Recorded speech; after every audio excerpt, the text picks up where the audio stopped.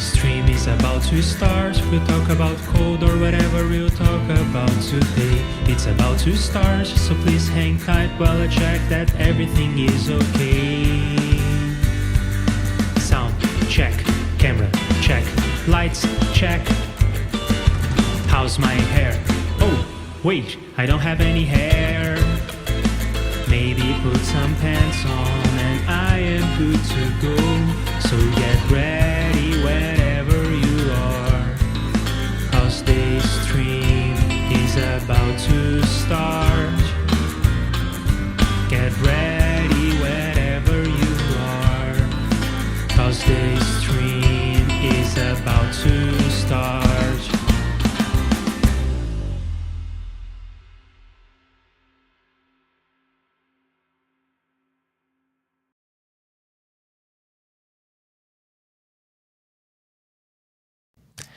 Hello everyone, my name is Leandro Facchinetti and perhaps we will write some code together, shall we? I don't know. Hello Theo. Hi. So, long time supporter of the channel. I am so happy to have you here again with us, and this time to talk about analog modeling. Yeah, sure. Yeah, so I guess we kind of already talked about how you got into this and what it is that you do. But as a quick recap, you have your own company and you also have developed plugins for other companies, right? Yeah, that's right. And I think in 2010, I started thinking that I could model an electronic organ just for the fun of it. Didn't think it was commercially viable at the time, but it turned out it was. And so now I create emulations of organs and synthesizers, sometimes also effects. Yeah, that's one thing that I was going to ask you, because most of the effects I know that you developed commercially, at least. Of course, there is also your library for JSFX and these other open source endeavors. But for the commercial plugins, they are mostly instruments, and most of them, if not all of them, are models of analog gear, right? Yeah. Yeah, instruments is kind of my specialty, especially organs. So I kind of lean towards that. I also do some effects, but most of the effects also come from the instruments. So, for example, we have a chorus effect that's called scanner vibrato, but that's actually the chorus from an old Hammond organ. So, yeah, right. And these are famous effects units that came with these instruments. Many people try to replicate that. Yeah, right. So for people who are interested, the link is in the description to go to Theo's website and his company and look at the plugins that he developed there. And I am really interested in picking your brain into the whole process. So I guess it all starts with, and this has little to do with modeling, but more with your musicianship. But how do you find the sometimes obscure pieces of gear that you end up modeling, and what is it about these pieces of gear that make you interested in modeling them? well, most of the time it's kind of coincidental. I mean, I just run into a certain old instruments. Maybe we find it somewhere on eBay or something for cheap. And we have a lot of those at the office. And often the ones that have weird behaviors are the ones that I find interesting. So, for example, we have organs that are fully polyphonic except for the lowest three keys or something, because they ran out of oscillators. So that sort of thing I find amusing and interesting, and because modern instruments, especially software instruments, don't have that kind of thing. Because why would they? They can have full polyphony times 10. So, but I'll always find that sort of thing interesting. And when you are doing them. Yes, go ahead. Yeah, so when you're doing the model, there is this, I guess, trade-off between being accurate and including the limitations of the original organ, or trying to fix these limitations. And it's a fine line. You want the thing to be as useful as possible, but at the same time, you want it to be as original and as faithful to the original piece of gear as possible. So how do you navigate this? Do you tend to go towards inspired by the original design, but it's my own thing, or do you try to 100% replicate the hardware? I would like to go for a 100% compatibility.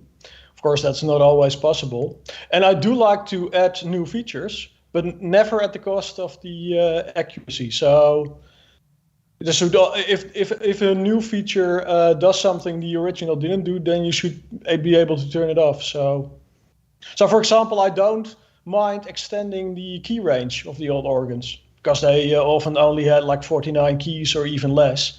So I don't mind extending that, because if you don't want that, well, then just don't play those keys. But I wouldn't want the existing keys to play other sounds, even if that's more logical. For example, if I were to make a model of an organ with the bottom 3 keys are mono, then I would make them mono just because, well, that's how the original is. And maybe add a switch to turn it off. Yeah. And do you design hardware yourself? No, I'm more of a software guy. So that's why one of the reasons I got into the subject of today's Spice, because I'm more of a software guy. If I touch hardware, usually it breaks. So I do tend to open up all the old stuff and look inside. I'm very interested in that, but I'm not someone who grabs his solder iron and starts removing stuff. And do you tinker with the original circuits, the circuit bending kind of thing, where you change resistors and you add knobs and you play around with the circuits, or you just mostly analyze how they work and then reproduce them with software? Exactly, and then I play around with them, because that way I won't blow up anything. So I have the same feeling. I am interested in this field. I perhaps would like to get my feet wet there, but I'm so afraid of breaking things and wasting money just because I don't know stuff. So I completely get the feeling. Also, I have some colleagues who do know this kind of thing, and I know some people who do know this kind of thing. So if I need something replaced, I just call someone. So yeah. Just want to say hi to people on the chat. Hello, Bo. Hello, Fotis. If you have questions, then make sure to ask them. Or if there is some topic that you would like us to cover, then just mention them. But I have some questions of my own before we get to the chat questions. So you find something you like, an instrument that you would like to reproduce with a plugin. Then walk us through the high-level process. How do you start? Because to me, it seems like a monumental task. I wouldn't even know where to start. So what are the steps you take from being interested in something and having a VST? Well, first, like I said, I play around with the instrument itself, just figuring out how it works, what the weird things are, because you can read the manual, but most of the time the weird stuff is not in there, so you just have to figure it out yourself. And most of the time I overlook a lot of those things as well. So then when I look in depth at the instrument and at the schematics, I found out new new weird things. So that's the first step. And mostly the second step is opening it up. So my colleague will still occasionally bring in something he found on eBay. And usually we first plug it in to see if it works. And about 5 minutes later, we take it apart just to have a look inside. Does it have ICs inside, or is it all old style electronics, or what is going on? So that's usually step 2. And that is already sometimes can be very interesting, because it could have certain chips in it that I recognize. And of course, the next step would be to get a schematic and really look at the insides. But yeah, so most of the instruments that I know you modeled, they are, I guess I could say, vintage. So perhaps there is not a lot of documentation around, or perhaps it is something that you have to open up and trace yourself, right? Yeah, the nice thing about vintage is the older it gets, the higher the chance that somebody has scanned in the schematics and uploaded them somewhere. So, but on the other hand, if it's an obscure instrument, then of course the chances are a bit smaller.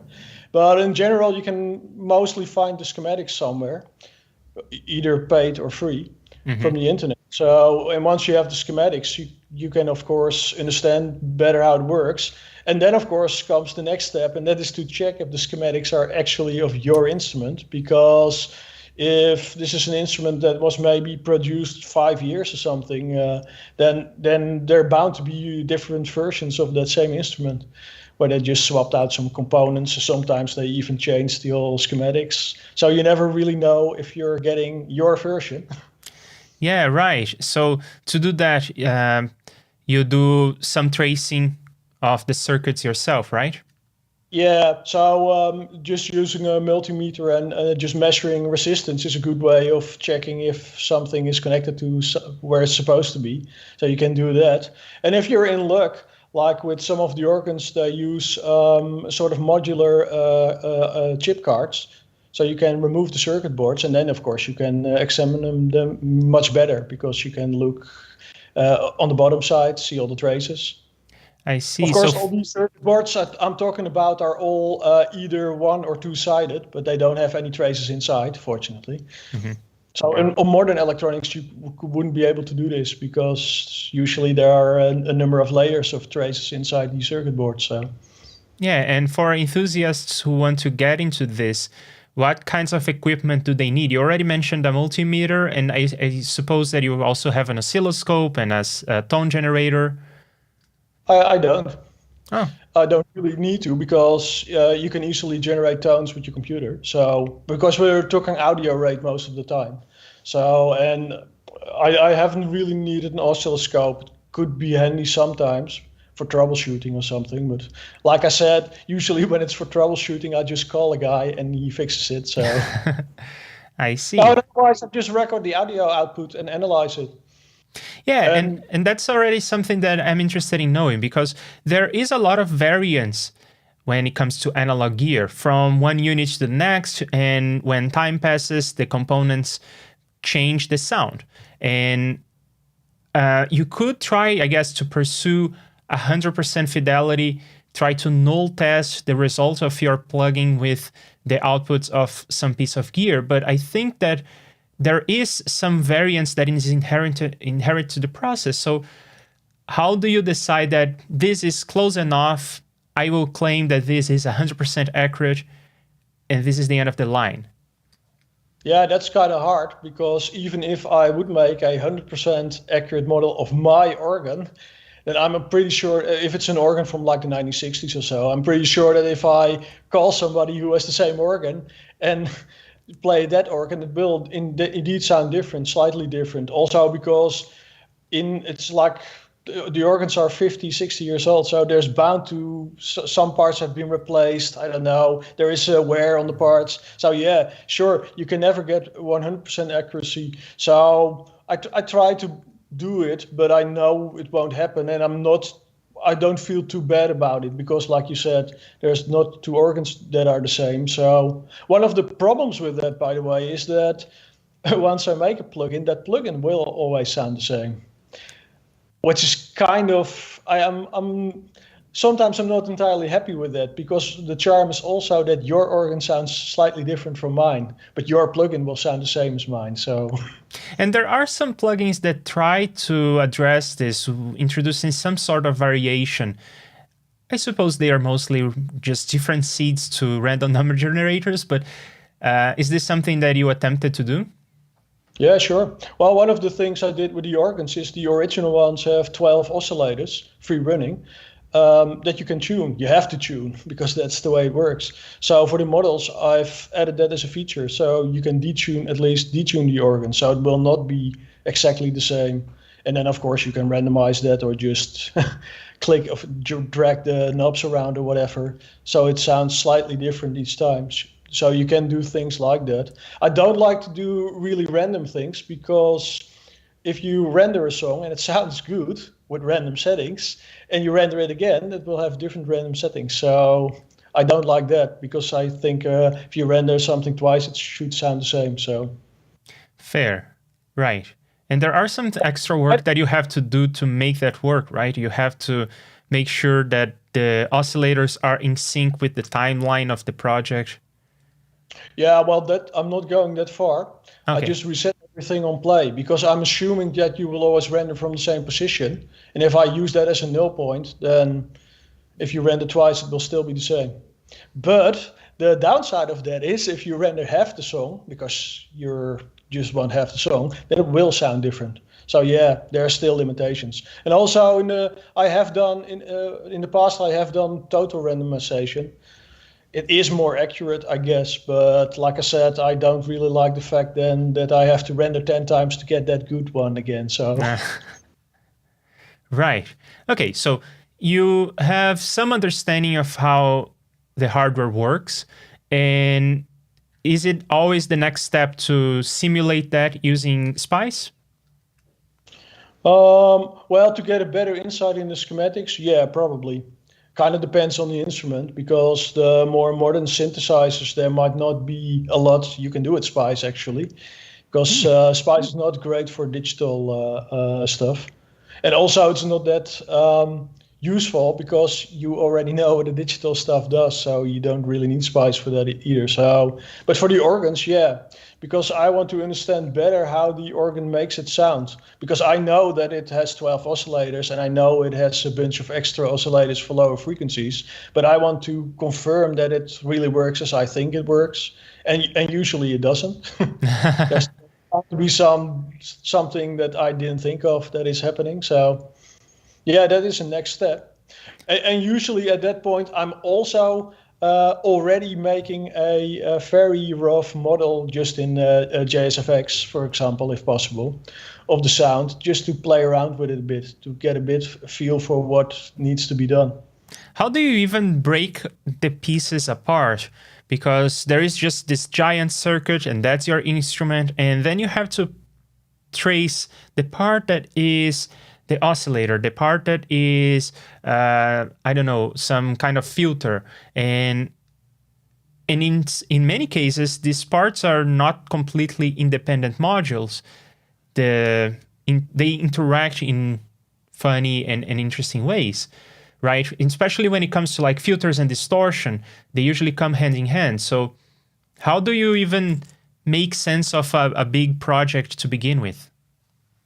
Well, you can still identify the different components or different modules or whatever you want to call them, even if you can't really. It's true that the old organs, for example, nothing is isolated, so everything influences everything. But that doesn't really matter, because you can still take just one board, because you can really do this in the real world as well. If you just put a voltage on that board, it will start to oscillate. So you can really do that. Only the thing is, you have to be careful with that, because it will change the sound. So you have to keep that in mind if you do that you're not getting the true organ sound, but still it can help to understand the board better. Okay. Even if you don't have it in the actual complete organ. And one interesting thing that we talked about in our private conversation before we started the stream is that in many cases, a simulation of the instrument doesn't sound like the instrument. Not a whole lot anyway. Yeah, right. So if you, for one of the organs we made for Martinic, the El Carpenter, I created Spice models of the complete organ, because it's not that complicated. It's a big Spice project, but it's not a big project. Like, it's not like a modern synthesizer or something. So that was possible. And then I could run the full simulation and see what audio comes out, because Spice can also create WAV files. So I did that, but to my surprise, it did not sound exactly like the real organ. It did all the things it's supposed to do, but the filters were not quite like the real thing. So that's just a limitation of Spice, I guess, and also a limitation of the time you are willing to put in, because I'm sure that if I add more parameters to all the components, I could get it to sound closer. But my goal, of course, is not to make it sound closer in Spice. So yeah, right. And what are the kinds of things that you take in account when making the model, and the kinds of things that you ignore? For instance, I know that there are when different components heat up, they influence the work of other components, and they are thermally coupled. So this is something that you can, I think, if you want, model in Spice. And when talking about transformers, you can model all properties of transformers from the basics, like how many turns and what the transformer is doing in terms of voltage, but also many other things like if you try to model its inductance and its resistance and blah, blah, blah. So how detailed are your models? Well, I always start with just sort of idealized components because that's easier and faster. But the first time I tried to model an oscillator of an organ, it didn't work because it uses a coil. So that's an inductor, and it's a coil with a core, and it has it's actually like two coils that influence one another. And of course, I didn't know that, so I just put in a coil and set the value, and it didn't do anything. Because it turned out I had to set a number that kind of models the mutual inductance of the coil and its core, and that's what starts the oscillator. And also, at first I used an ideal transistor, but it was also not possible because that has no noise, and it needs a tiny bit of noise to get started.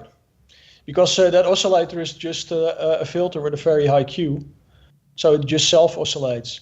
That's what the oscillator is. But if you have no noise, then it never starts to oscillate. So the first time I spent days getting that working. I find it fascinating, this duality of filters and oscillators, how they are kind of the same thing, or I guess two sides of the same coin. I find that fascinating.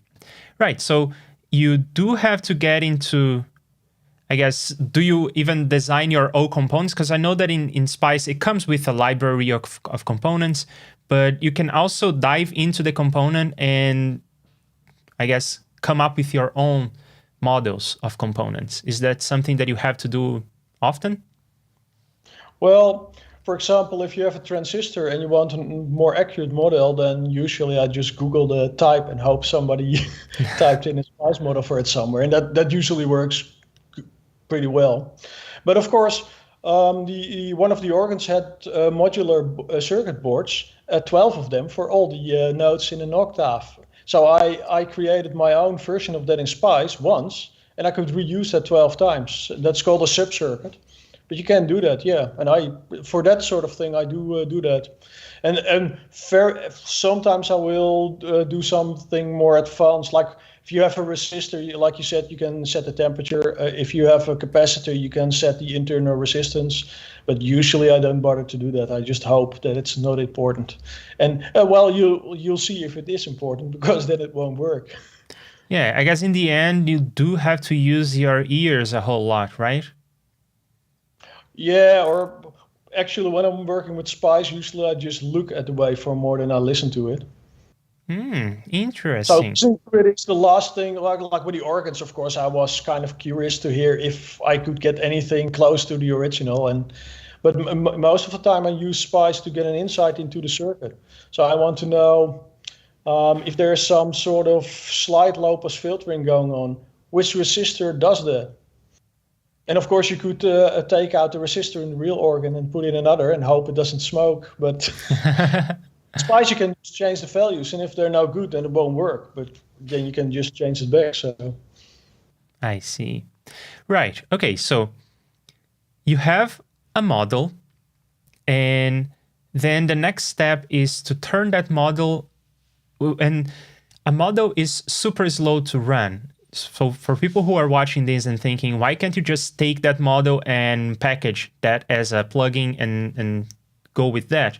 A model is meant to be reproducing everything that the hardware does, but it is not concerned at doing that in real time. And even for the simplest filter, I did a low-pass filter, a single resistor and a single capacitor, and that was not able to render in real time. So let alone a project with 100 transistors. So it's not meant to be run in real time. And you have to turn that into code that is going to run in real time. So what is that process? Well, the next step is to, even that everything is working together, is to separate it in different modules after all, because you have to do that before you can code a plugin from it. So for the organs, for example, the first step is to see what kind of raw waveforms come out of the oscillators, because the organs usually can make sounds that kind of sound like a flute and kind of sound like a violin or something. But the basis is often just square waves or pulse waves, sometimes sawtooth waves. So the first step is what kind of waveforms does this organ make? But you can then use the SPICE models to see that more or less, because you can put in your virtual multimeter or oscilloscope and just plot one of the oscillator outputs, even while it's still connected. So this is something you cannot always do in the real world. And then you can see how what the waveforms look like, and then you can code something that creates the same waveforms at that point. And then, of course, the next step would be to figure out what the filters are doing to the waveforms from that point when compared to the output. But maybe you can even make more modules, because if a lot of organs have a volume pedal, but that's on the end of the chain. So you can easily isolate that from the rest of the organ. So there are parts that you can isolate, and you have to do that, because then you can turn those in parameters in your plugin. Right. So it seems like your approach is much more, well, it's not really black box, because you are looking at the circuit and you are measuring even the simulation, but you are measuring. So it's not really a black box, but you are not trying to use the approaches that are more white boxes, I guess. Things like modified nodal analysis and wave digital filters. And there are people exploring these kinds of things, and you are not doing that. You are more like looking at the inputs and outputs of the different modules and reproducing them with off-the-shelf algorithms. So if there is a filter, I would just use perhaps a biquet here.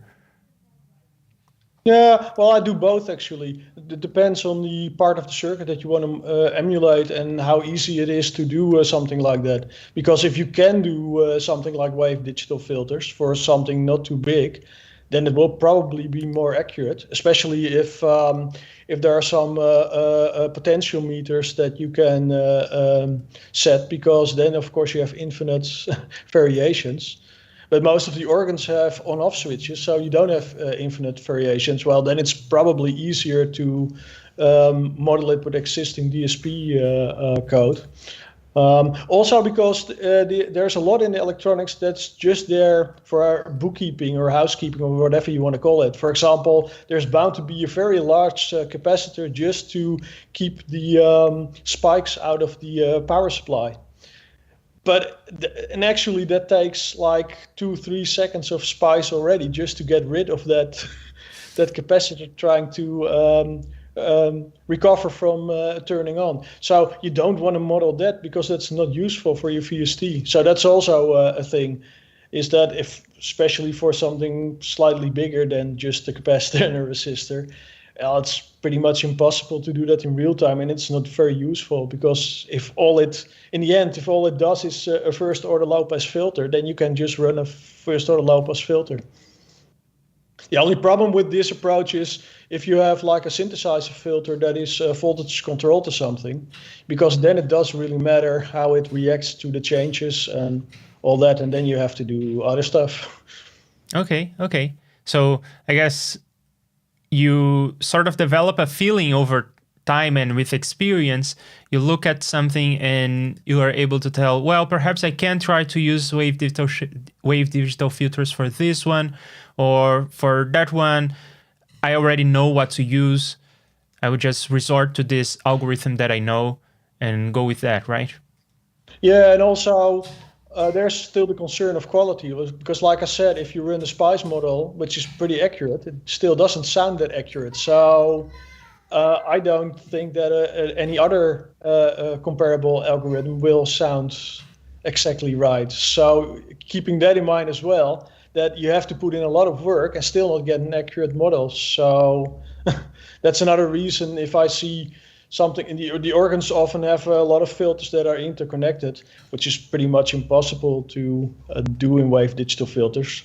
Impossible for me anyway. So then it's probably more useful to just try to emulate it as close as possible with existing DSP code, because then you get better accuracy and less CPU time. So yeah, one other technique that people are starting to use these days, and that is probably good for marketing as well, is using some machine learning models to try to find parameters, neural networks that work for emulating one module, perhaps. Have you looked into that? Well, not directly. I haven't done it myself, but I've read about it, and I can understand why that would be nice to do. Because, for example, if you have something like a tone stack of a guitar amp, like with maybe 2 or 3 tone potential meters, 3 knobs, then it's pretty much impossible. You have to do that accurately, because else you'll miss settings. Of course, you could try to emulate certain settings and then just interpolate in between them or something, but it would be much more accurate if you do it properly. But then you'll probably end up still inaccurate because of what I just said, that even the SPICE model isn't accurate. So it kind of makes sense to record, I don't know, 10 or 100 different settings from a real one and then let an AI or something analyze it. Yeah, that could work. The downside, I guess, is that it will probably produce a lot of data that you have to ship with your plugin. Yeah, which can also be nice for marketing. You can say that, look, my model is so accurate and so good that this plugin is actually 0.5 GB. And then people will be like, oh my God, it sounds great. Yeah, but our market strategy is the other way around. We say no samples inside. It's very small. It's only... Yeah, so... Yeah. But yeah, sure. And when it comes to finally getting this into the hands of people, do you have like a small group of people that you send the plugins to, and perhaps these are people who have the hardware and they can say, yeah, that there is this part of the emulation that isn't really working for me, or do you just go by feel? Well, usually I have the instrument myself, so I can do most of that sort of testing myself, and I find that more that's probably more useful, because the problem is still that even if they have the actual organ, they're going to sound slightly different anyway. But that kind of feedback is of course useful. But to be honest, most of the beta testing is more about does the plugin work? Doesn't it crash? Does it do what you expect it to do? That's much more work than the actual model. So the model, that is way before I show it to anyone. Right. Because I have to finish the model at the start of a project, because most of the time when I have sort of a working model, sort of a prototype, then I start thinking about the extra features I want to add that the original didn't have. And only after that you can write an actual plugin of it and think of how to create a GUI and all that sort of thing. So. Yeah, and I guess another question about performance. When it comes to being as faithful as possible, do you ever find yourself having to decide if you're going to make this as accurate or as possible, or making it fast? Is this something that ever comes up? Yeah, sure. But usually I already, in everything I do, I already think, how much CPU is that going to cost? So I'm most of the time already on the low side anyway, so I can pretty much do what I want. But of course, what it does, sometimes you have to use oversampling, for example, for distortion or something. And yeah, sure, then you can always oversample more, right? It will sound more accurate, but yeah. Right. And we were having an interesting conversation on emails, and I just want to bring this up. I was shocked by the fact that many synthesizer plugins introduce latency, perhaps to do oversampling and get rid of aliasing, perhaps for other reasons. Whatever the case may be, there are synthesizers that introduce latency and don't report on latency. I was shocked by learning that. Well, I kind of, I do that, by the way. But yeah, coming from vintage synthesizers and organs, but especially the vintage synthesizers from the late 1970s and 1980s, that's not a big deal, because the latency and jitter inside those synthesizers is way bigger than anything we'll ever make in software. Because if you have a synthesizer from 1985 or something, it will scan the keys of the keyboard.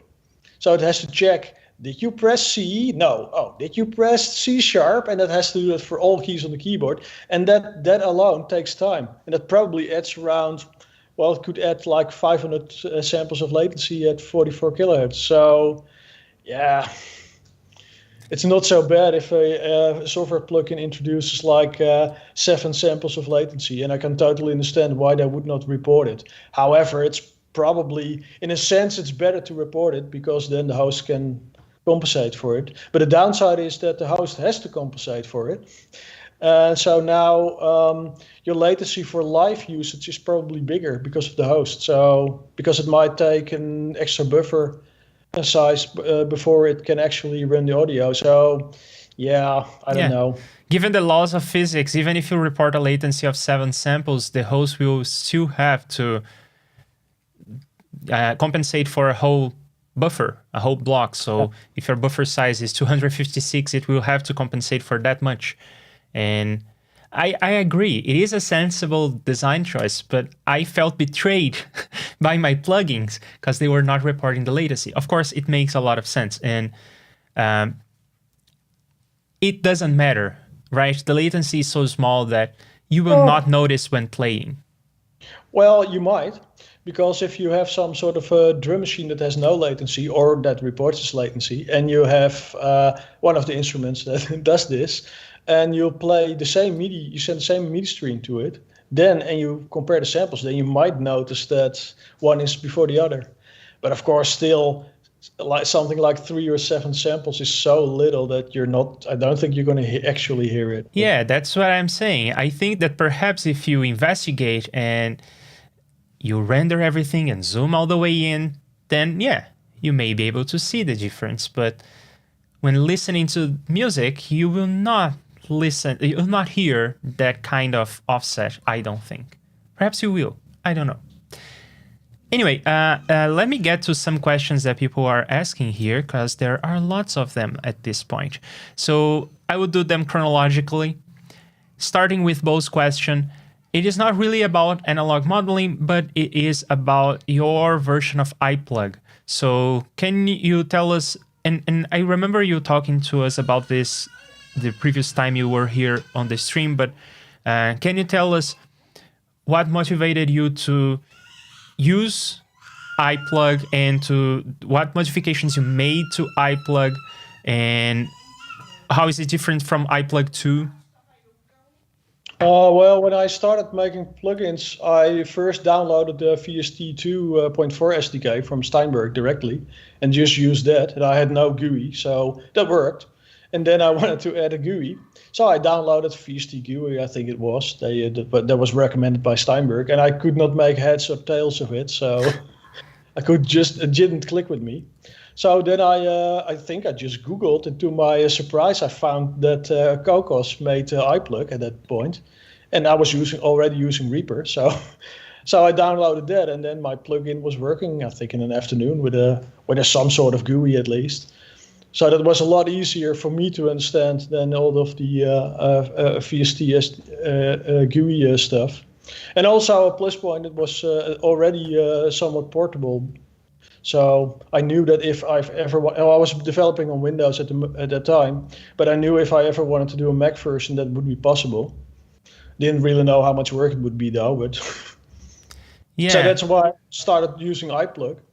And of course, then I discovered that behind iPlug, there's also Whittle, which is a library of C and C++ useful stuff.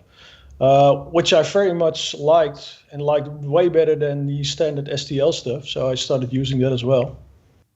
And of course, then at some point I ported all my, I had 1 or 2 plugins at a time, I think. And I ported them to a Mac because a lot of Mac users kept asking for that. So I thought, well, let's have a look. Let's see how difficult it was. And it wasn't too difficult because Cocos had really done a fine job with that. That was also an afternoon or something, and then it worked. But of course, then I discovered there were small things that didn't work. The plugin crashed, for example, and I don't know. So I started hacking on the iPlug framework itself just to fix some of the Mac issues.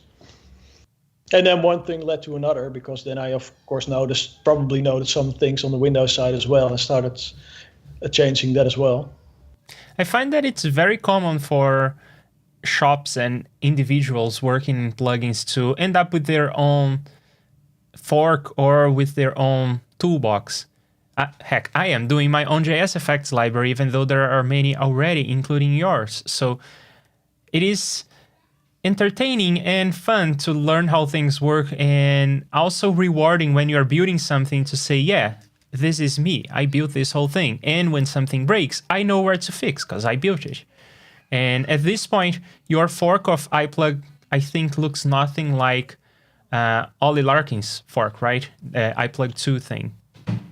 No, not at all, because mine was forked from the iPlug 1, so let's call it that, from the original iPlug, and I've not followed his project at all. So he has much better plugin format support, because he supports VST3 and AX. I don't support it at all at the moment. And it maybe even supports more formats that I don't know about. And also he, at some point, the graphics engine of iPlug was kind of abstract, and you could build your own graphics engine in that. And they used that to build a Windows version and a Mac OS version.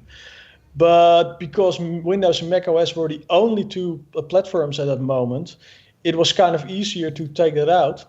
And also Justin Franco from REAPER suggested this. So I took that out. But Ollie Larkin, I think, has reintroduced that and made it even more flexible. So now you can run all sorts of, you can just use GDI on Windows, but you can also use, well, I don't know, Neon, or I'm not sure what all the engines are called. But so that's much more flexible than mine, because mine is just for our company to make plugins, and as long as that works, then it's good for me. And I have always shared my work just in case somebody else would find that interesting. So, but I'm not following iPlug 2 at all. So yeah, so your version of iPlug is open source. Yeah. Okay. Yeah, just the original version was open source under the WIDA license. That's like a BSD license. And so mine is also, because I'm not even sure I can change that. So I don't want to change it anyway. Yeah, right. And for those who don't know, Theo is great about sharing his knowledge and sharing some of his work too, because he has many open source projects that I certainly learn a lot from. Right, so Fuzzies and Stuff has lots of questions. I can count at least 5. So let's see. I have too many questions about your upcoming Yamaha TG100 emulator. I'll keep them to a minimum, I promise. Also, I'm willing to beta test when the time comes. All right, question number 1. Will it be a simple subtractive synth or a wavetable one based on wavetables that closely resemble the hardware? Even worse, at the moment, it just uses the ROM dumps from the original chips. So it uses the original samples in the original tables.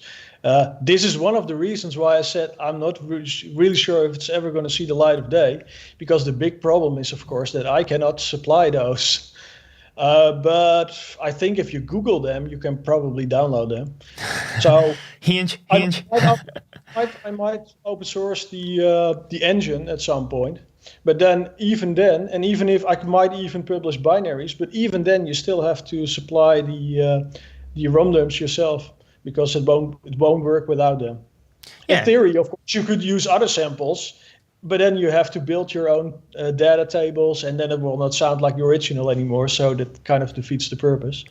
Yeah, and this is common in the space of emulating video games, in retro gaming. There are emulators, but they don't come with their games, or in some cases don't come with the firmware, and you have to go and find these yourself. Let's not talk about how you get them. You just have to go and find them. Even better, one of those projects is MAME, and MAME already has a TG100 model, but it's not working.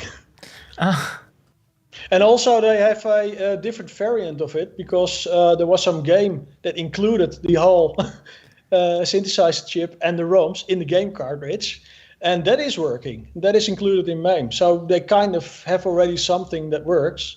But I think it's not that accurate. It's accurate enough for playing the game, but not. It would not be accurate enough for me as a synthesizer, in my humble opinion. But I see. Well, there is a broader question to be asked here, and that is when you find some piece of gear and you are essentially recreating it, you have to, in some cases, find out if you can do that, right? And how do you navigate this? Do you always get in touch with the original manufacturer, or in some cases you just know that it's okay to go ahead and create an emulation? Yeah, or you hope for the best. Or you hope for the best?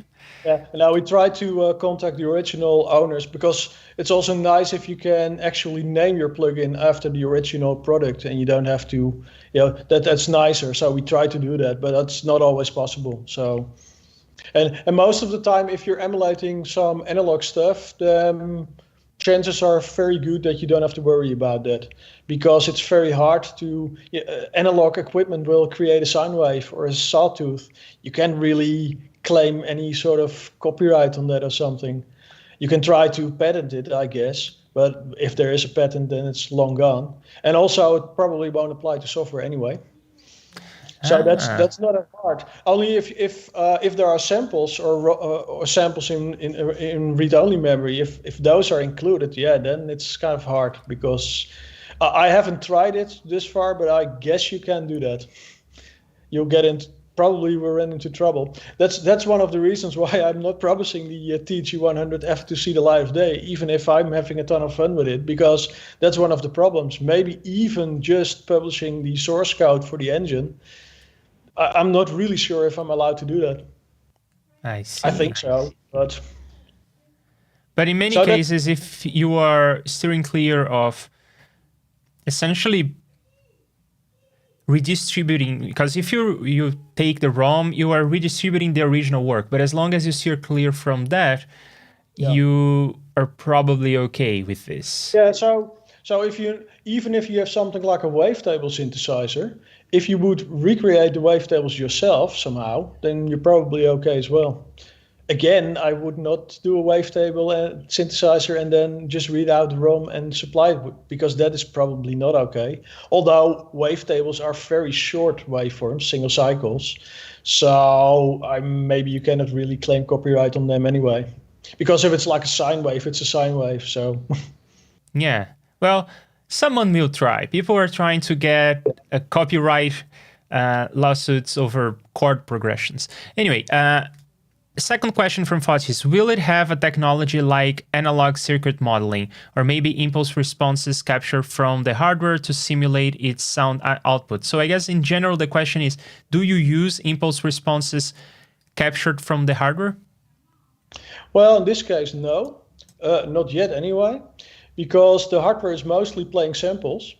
And the only other thing it does is it has a algorithmic reverb. I haven't figured out how that works, and I don't know if I am ever going to figure out how that works. So, and of course, in that case, I could use impulse responses, I suppose, and then just do the rest, try to interpolate between the impulse responses or something. But I haven't really looked into that part, actually. So at the moment, I have the sound engine more or less working. But I can play the demo, and it sounds exactly like the original, except there is no reverb, and the original has reverb. So, yeah. I see. Okay, and in other designs, not necessarily for this model, do you use impulse responses? Yes, I do, because for spring reverbs or for a cap impulses, it's almost impossible to do that just with filters or with an algorithmic reverb. So for accurate spring reverbs, yeah, sure. All right.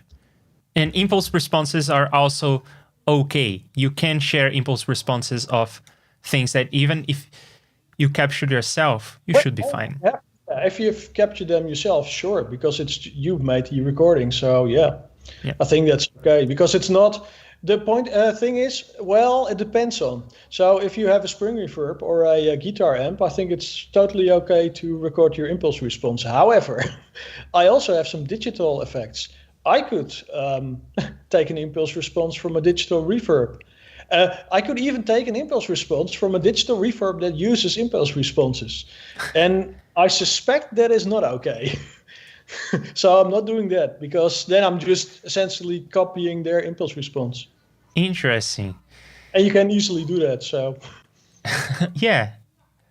So I do that for personal use, but that's something that I suspect is not okay. And I think I would not think it would be okay if somebody did that to me. So Fair. Question number 3. Will it be compatible with Yamaha XG module? no, And, because it's and could you add an option to make it compatible with the Roland GS as well?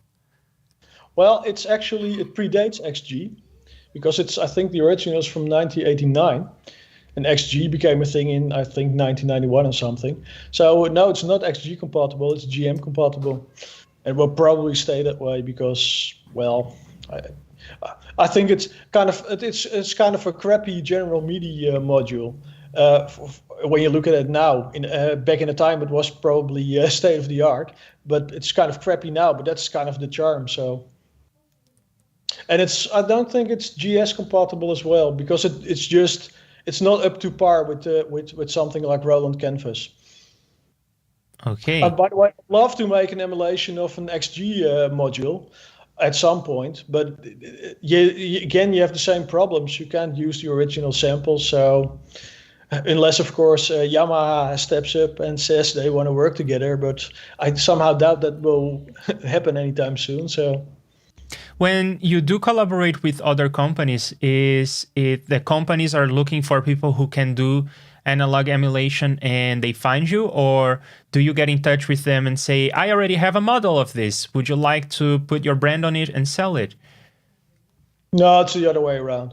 They see that we already have something, and of course then there are multiple reasons why they would want to work together, because else if we're not working together, we're working against one another. So it kind of makes sense to work together then. So right now, like I said, the first organ I ever made was a Fox Continental emulation, and I just you could download it for free from our websites because I didn't think anyone else was interested. So it wasn't until some people said they wanted to donate money that I thought, hey, well, maybe some people are interested.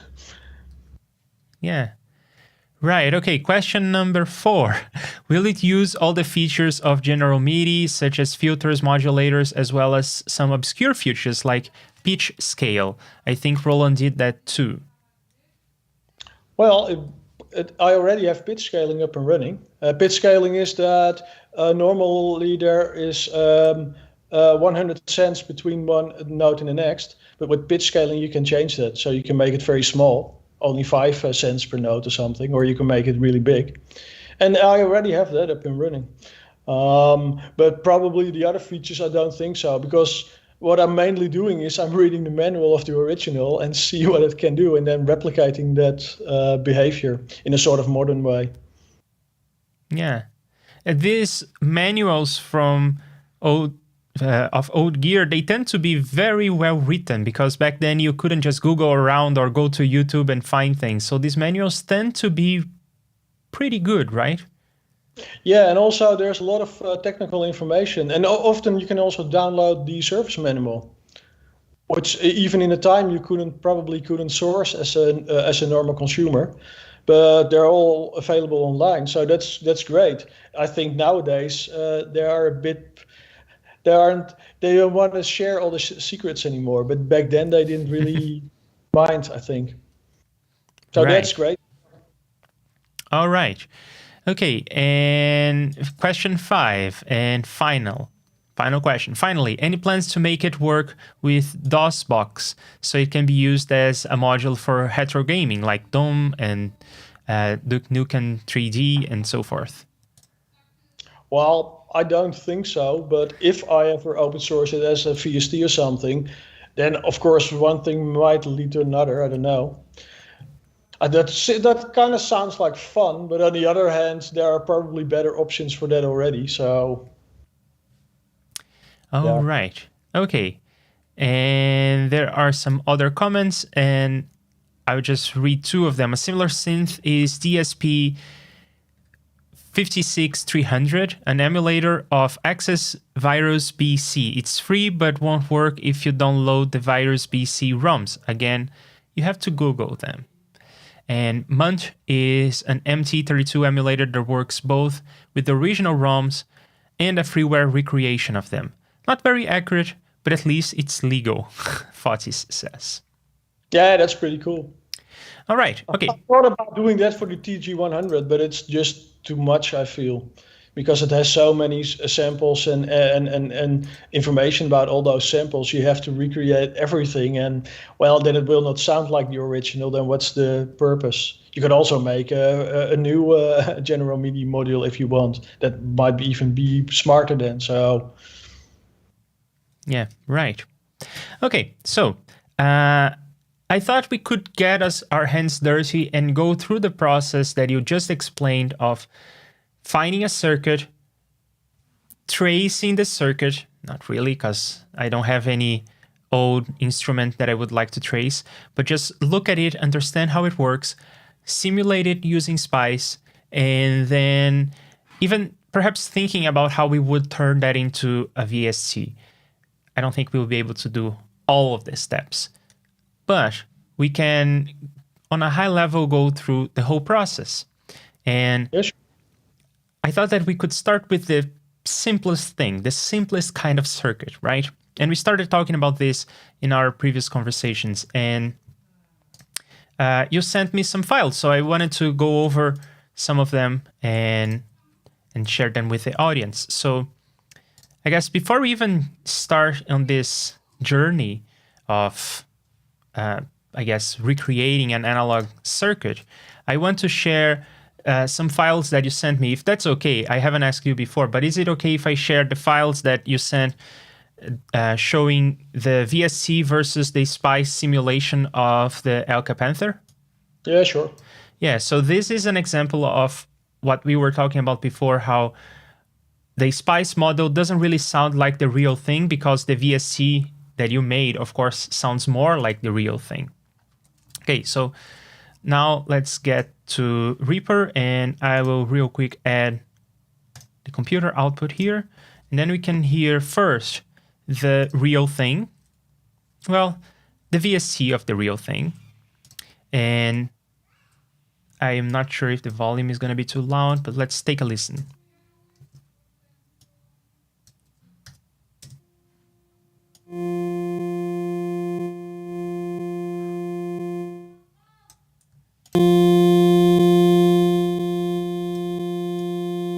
Yeah, I think that about here the volume is okay.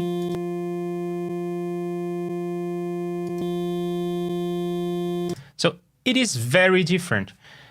And even the waveform, you said that in many cases, looking at the waveform gives you more insight than actually listening to something. And we can certainly see that the waveform is very different. There is a lot more bumps here on the Spice model than on the real thing, your VST, right? Yeah, so probably one of the transistor models is not accurate enough or something, or maybe what also happens is if you have a schematic and it says you have a capacitor of, I don't know, like 10 micro or something, microfarad, then that could be 20% more or 20% less usually.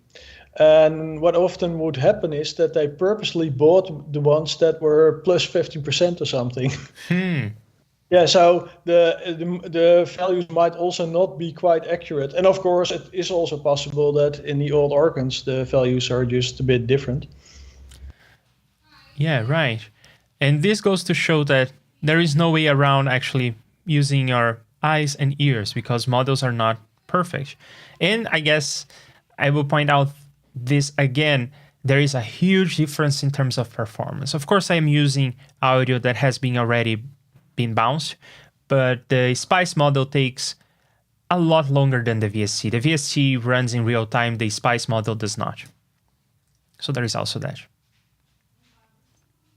Yeah, right. Sure. Because I think it took like, I don't know, I mailed you the exact amount, but it took like a minute or something to render just the 1 second of audio or something. So, yeah.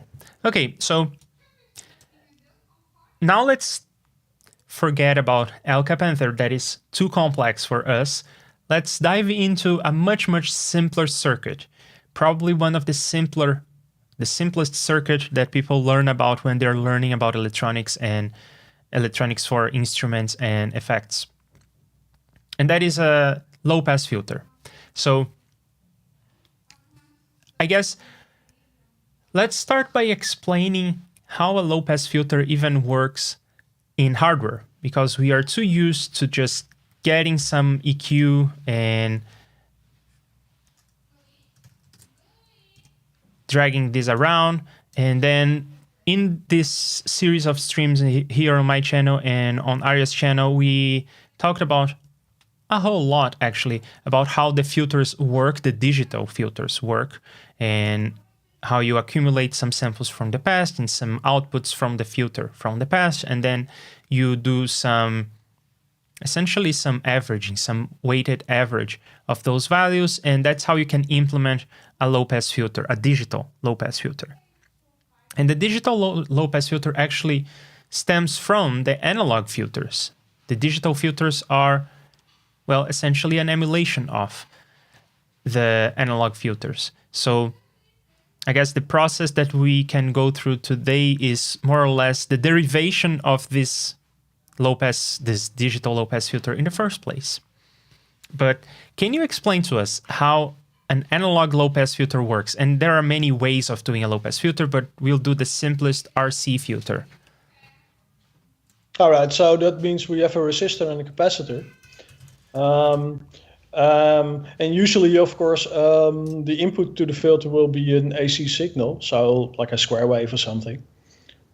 And what then happens is that the capacitor is charged when the signal comes in. So let's say the square wave is high at the moment, so it's like +1 or something.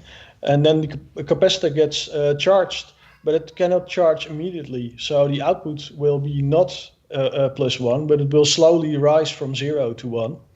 And then, of course, meanwhile, the square wave probably goes low, and so it's now -1. And then the opposite happens. And that happens constantly. So the resistor and the capacitor kind of delay the signal and deform the signal. Yeah, so this is the circuit for the simple filter that we'll look at. And let's briefly read the little parts here. So this is the signal coming in. This is the result of your oscillator. This is perhaps your microphone, your guitar. The thing that will be filtered is an alternating current signal that is in this V for voltage in. And the audio is represented by different voltages, where a low voltage is a quiet signal and a high voltage is a loud signal. And as voltage changes over time, because it is an alternating current signal, that's the different frequencies and sounds that we'll hear. So this is the source, and this is where we're going to plug the output. This is what we will measure, or perhaps we'll send to the speakers. And then there are these two components in the middle, the resistor and the capacitor. And you're explaining to us that this capacitor will charge. It will like store electricity, but it cannot charge immediately. And it cannot discharge immediately either. So as you start a square wave, there will be some electricity flowing through the wire here. And I guess let's take a moment to understand what's the purpose of this resistor here. You explained how the capacitor will not charge immediately, and that will limit the difference in voltage over time on the output, right? You will not be able to go straight from 0 to 1 volt on the output, even if the input is doing that. And that's because of the capacitor that is charging. But what's the point of having a resistor in here? Why couldn't I just wire this whole thing across? Well, you could, but the point is the resistor and the capacitor together, they set the time that it takes for the capacitor to charge. So if you leave out the resistor, then actually the wire also has a tiny bit of resistance, and the capacitor has a tiny bit of internal resistance, so that you can't really take out the resistor, you can just lower it. And then the time will just change, but the same thing will still happen. But of course then I think so. The resistance is very low. So if you want to make a low pass filter, it will not filter as much. The cutoff will be very high, I think. Right. Yeah. So when I take my programmer hat on, I tend to think of idealized components. So I tend to think of a wire as something that has no resistance, no capacitance. But in the real world, of course, wires will have some sort of resistance and capacitance given enough current. So that's something that sometimes in modeling we have to take in account. Sometimes the schematic will not have a component, but in the LTspice model, we will have to include that because it is sort of implied by, I guess, the physical world, right? Yeah, sure. So one thing to keep in mind is that in Spice, wires also have no resistance. Yeah. Which is, of course, so if you want a wire that has some resistance, you have to replace it with an actual resistor with a very low resistance value. That's something I sometimes do. So if you have, for example, an on-off switch somewhere, then that's very likely to have like something like 1 or 10 ohms of resistance, even when it's closed. So then that's a good way to simply model that. Yeah, and that's, I guess, getting into the weeds of the thing I was talking about before, how you have some kind of component, perhaps not a simple one as a resistor or a capacitor, but you have some kind of component, and you want to model that more accurately. So you will add a resistor here because it actually offers some resistance to electricity, or you would add a capacitor because it actually has some capacitance. And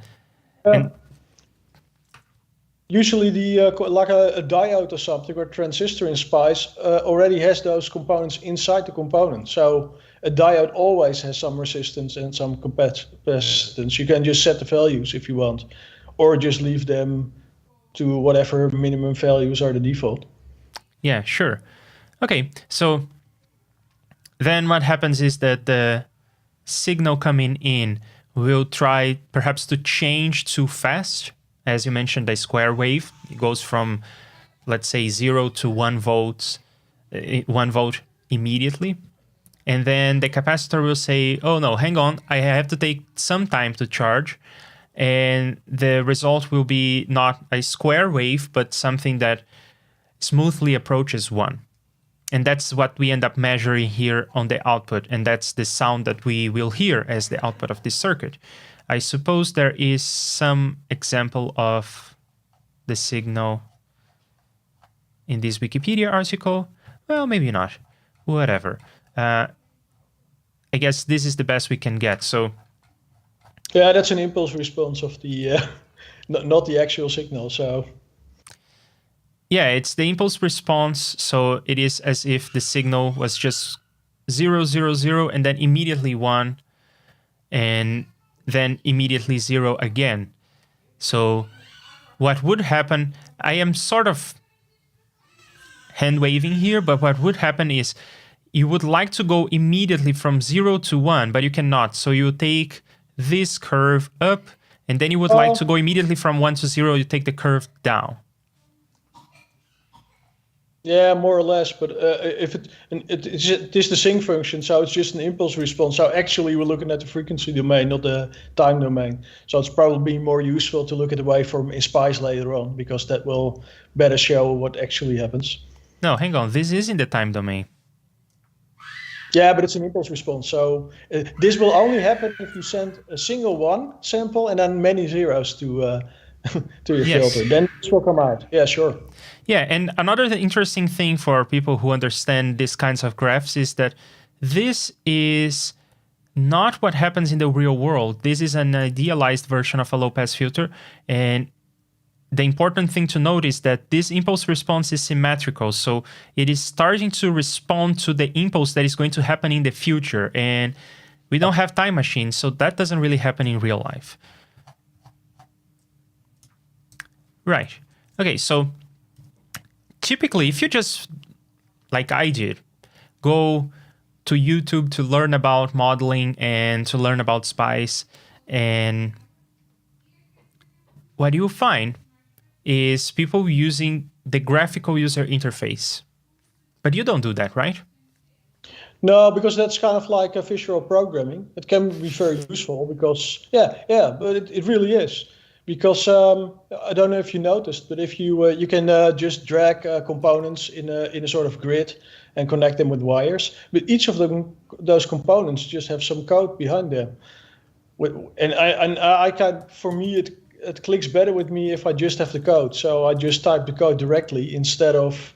You could also say that I do it the old way because I think that a long time ago Spice only had the thing that I do, just the code, and the visual part came later.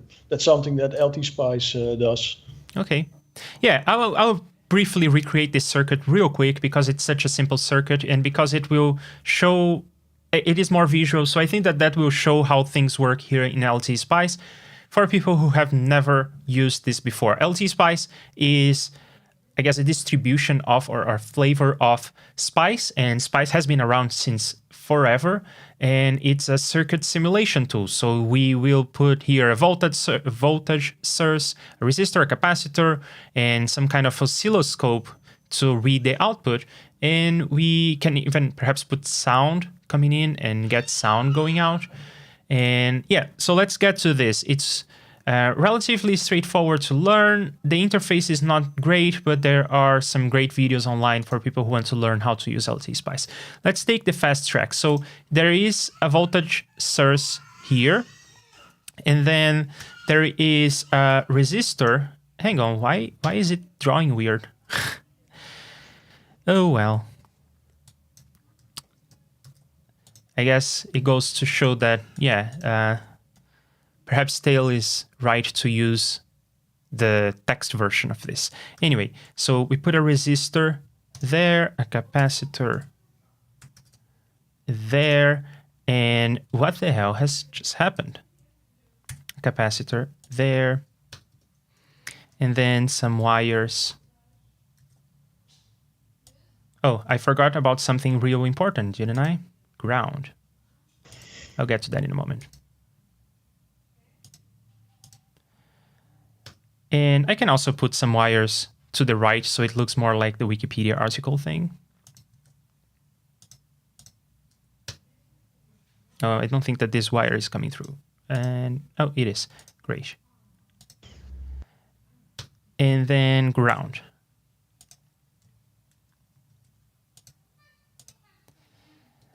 Okay, so I guess I should also label these points. So there is V in. And if you want to be very accurate, you should also connect the outputs to the ground. But then you will run into a problem because there's supposed to be a very big resistor there, I think. Oh, you mean there would be some load here, right? Some big resistor here. And that would be connected to ground. If you leave it like this, there is a big load there, but that's just Spice implies that, so you don't have to think about that. Ah, okay. And there is something bugging me about this visual here. There's this dot here that I don't think it should be there. So it seems to me like this wire is not really where it's supposed to be. I'll cut it. Yeah, this wire is not correct. I'll put another voltage source and then wire it again, just like that. That's more like it. And I will also label V out. And then, once we have this, we can run a simulation. But before we can run a simulation, we have to say what we want to ask from LTspice. And this is something that we'll have to do here, or we'll have to do on the text version. We just have to do something. We have to ask what kind of question we are interested in, interested from this circuit. So in this case, I think we are doing a filter, so it makes sense to do, I need help for this one. Analysis command.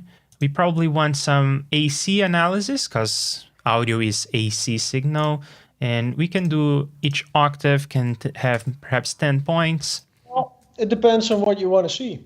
if you want to see the time version and see the sort of triangle-like waveform, then of course you want to do transient analysis. But if you want to see the frequency domain, it's like then you want to do the AC analysis. Yeah. So it depends on what you want to do.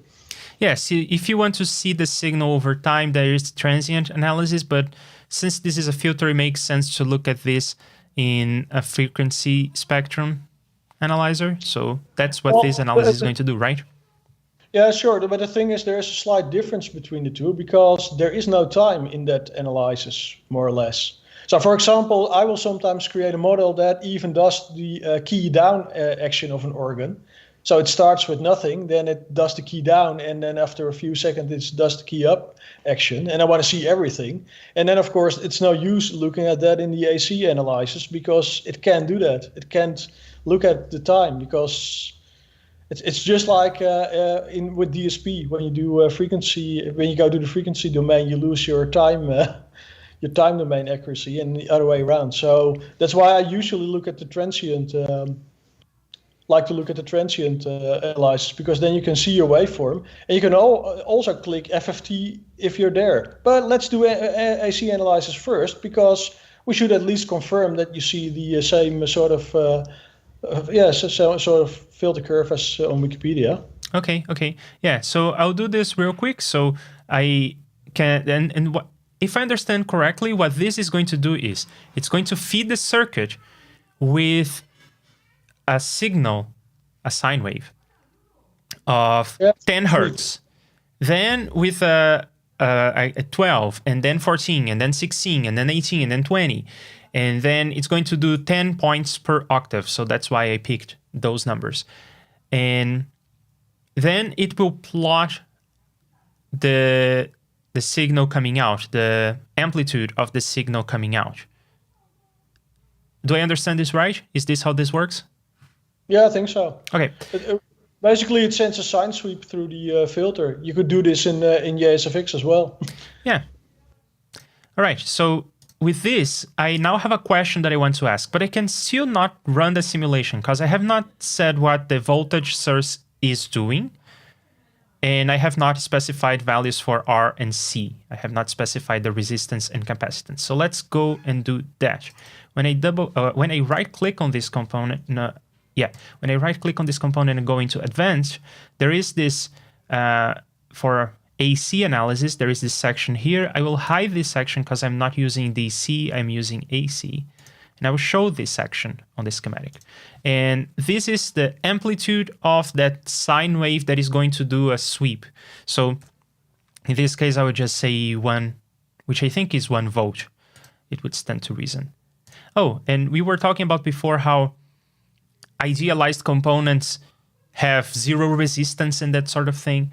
So here is an example of a more accurate model of a voltage source that it could have. So an ideal voltage source has no resistance and no capacitance, but in actuality it will have. So if we wanted to have a more accurate model, we could put some values in here, perhaps values that we measured from the bench, right? We have the piece of gear, we measured the resistance of a component, we can put this here.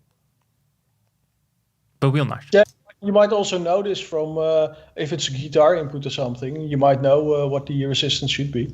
Yeah, right, because you know what is the resistance of, or I guess in that case, impedance of a guitar pickup, right? Right, so for resistance, do you have values that you would like to plot here? Sometimes I'm trying to find values online and I cannot really make sense of them, and I know that there are formulas I could use, but then I just end up putting like 10K, 100 microfarad, and I go with that. Yeah, well, 100 microfarad sounds like a lot, but I guess it depends on something else. It depends on the frequency you're going to send through it, so...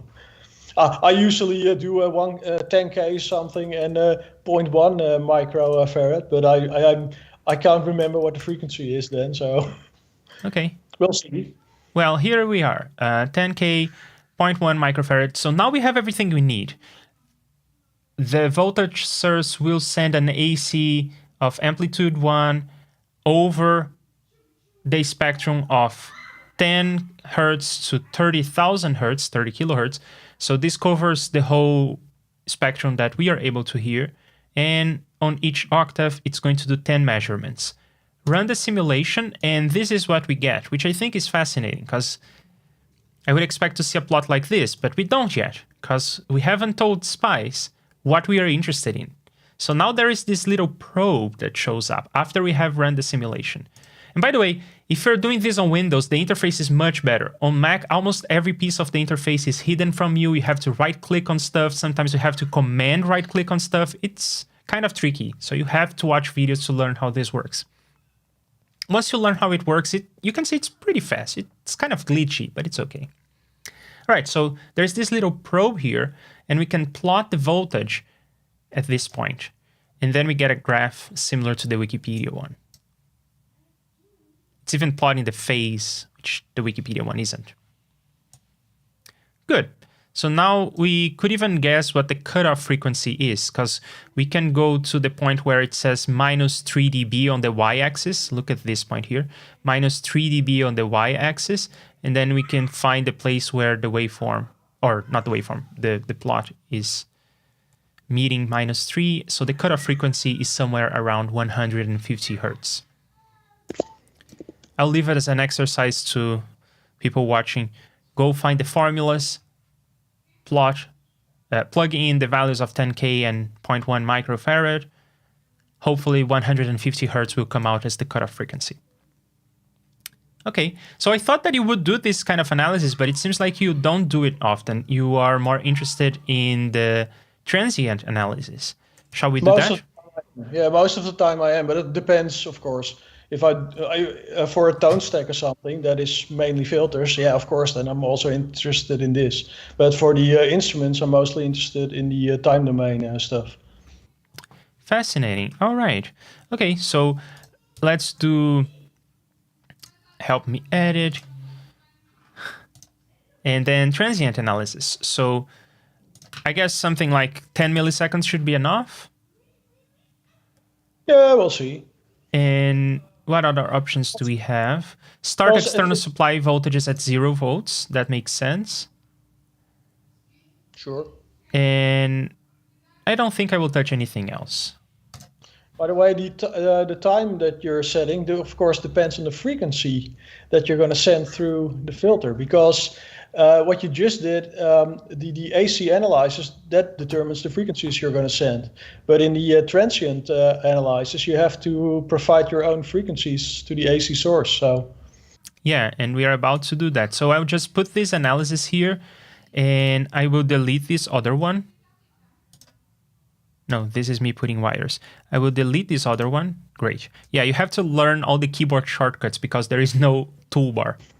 Anyway, right-click on this guy, and then we are no longer looking at AC analysis, so I will remove these values. And instead, we will send not a DC value, but a sine wave. And I will want to see that on the schematic. So no DC offset, amplitude of 1 volt, with a frequency of, well, let's do something like 300 hertz, because that is supposed to be like at minus 6 dB. Am I right? I don't think I am right. It will be lower than 3 dB, that's for sure. Sure. And no delay or phase or blah, blah, blah. This should be enough. So now we run the simulation again. And again, we get nothing, which it was surprising to me when I first ran this. Then we put our... Actually, there are some directives you can add so that you see something at least. But I haven't quite figured out in what order I have to put which directives to get at. So I have some circuits that actually do show something when you run it. But I'm not really sure why. I don't really care either, by the way, because you can easily add the waveform. So yeah. Okay, so you just put your probe here, and that's like your oscilloscope probe, and you click, and then you see the waveform. Well, it is not terribly illuminating, but we can see that it's definitely not at 1 volt. So let's plot the input signal as well. So in blue is the input signal. That's a waveform going from 0 up to 1 and then down to -1, as we said. And this is attenuated. It's also shifted in phase, right? We can see that the peaks are no longer matching here. That's a phase shift. And this is the kind of thing that you actually do, right, Theo? Yeah, sure. And one of the things you could now do is set the frequency way lower, because then, of course, the input and output signals should be closer together. Right. So let's do that. As far as I know, the only way to do that is to actually close this simulation. And then when I close that one, by the way, the cursor changes. It's no longer a probe because there's no simulation that I can come here and probe. Right. So if instead of 300, I have 100, then the difference between input and output should be very small. By the way, on the Windows version, you can just leave the waveform open and it will just update live when you change and rerun the simulation. But like you, I haven't figured out how to do that on the Mac version. So. Ah, okay. I was going to say that perhaps it just works and I was being silly, but okay. Okay, so in this one, we can again see a phase shift, and perhaps 10 milliseconds is now not enough for us to see a full cycle. So let's do 100. Rerun. Now you see many full cycles, and yeah, the green one is smaller than the blue one, so there is some attenuation, but it is a lot closer. So it is attenuating higher frequencies more than low frequencies. So yay, we have a low pass filter. Exciting. Okay, so this was a fun exercise that that is visual, kind of mimics what we saw on Wikipedia, but that's not how you do it. So let's see the way that you do it. Before I do, I'll just come to the chat and we can react to what people are saying. Oh, Mr. Jav is here. Hello.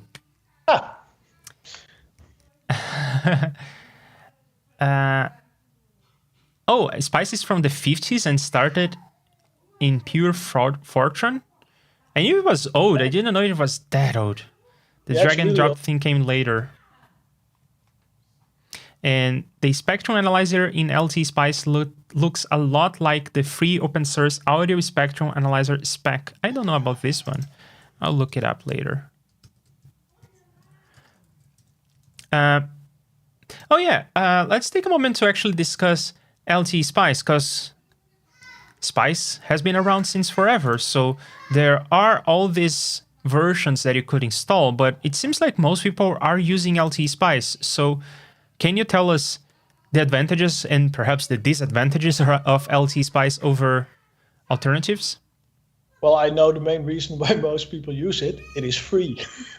Because most Spice versions aren't free. So I think Spice is partly open source, or maybe even totally open source, but I think LTspice is the only big free version, at least for Windows. Maybe on Linux it's different, I don't know. But for Windows and now also for Mac. So that, I think that's the main reason. And of course, it's also nice that linear technology and now analog devices have a lot of models included with the LTspice. So yeah, right. I didn't mention that, but let's open a new schematic. And I was just pulling out resistors and capacitors and voltage, ground and voltage sources, these kinds of components that are like the bread and butter. But once you get into op amps and ADCs, DAC, so audio, analog to digital converters and digital to analog converters, operational amplifiers, and some kinds of digital circuits as well, even though Spice may not be the best for that. But when you get into these, they come with LTspice, or at least the ones manufactured by the developer of LTspice. Yeah, exactly. So first, these are modern components. So in other words, the transistors I want to know about are not in here because they're not manufactured anymore. So yeah, and there is a whole rabbit hole of you find a component and then you will have to find a model for that component, or perhaps you have to find another component that is equivalent and find a model of that. So there are all these part numbers that you have to navigate, and unfortunately they don't necessarily map one-to-one to components. There may be different components by different manufacturers that are similar but not quite the same, under the same part number. It can get really confusing. It is a lot of Googling that you have to do. Yeah, but at least for something,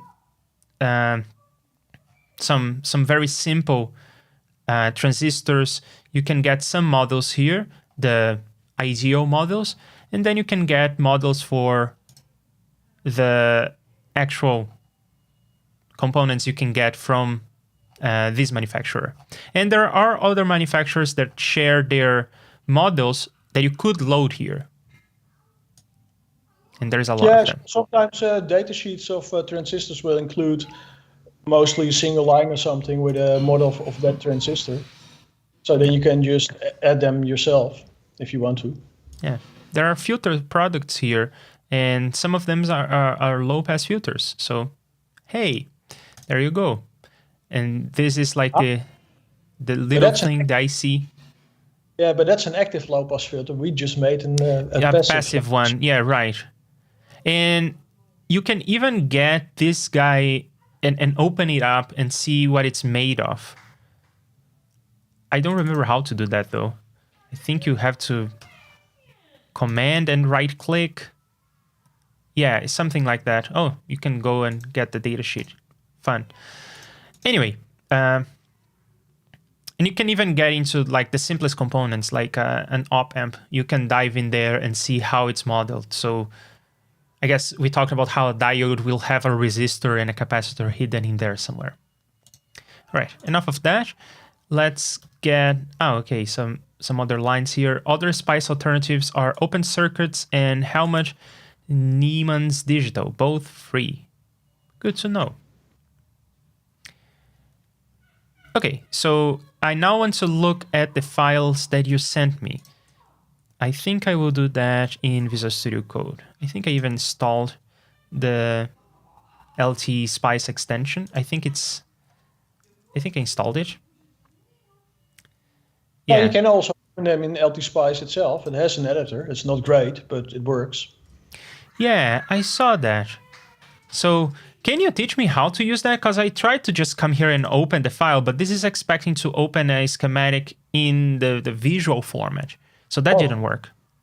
Well, I did something much simpler. I just double-clicked on it and it opened LTspice.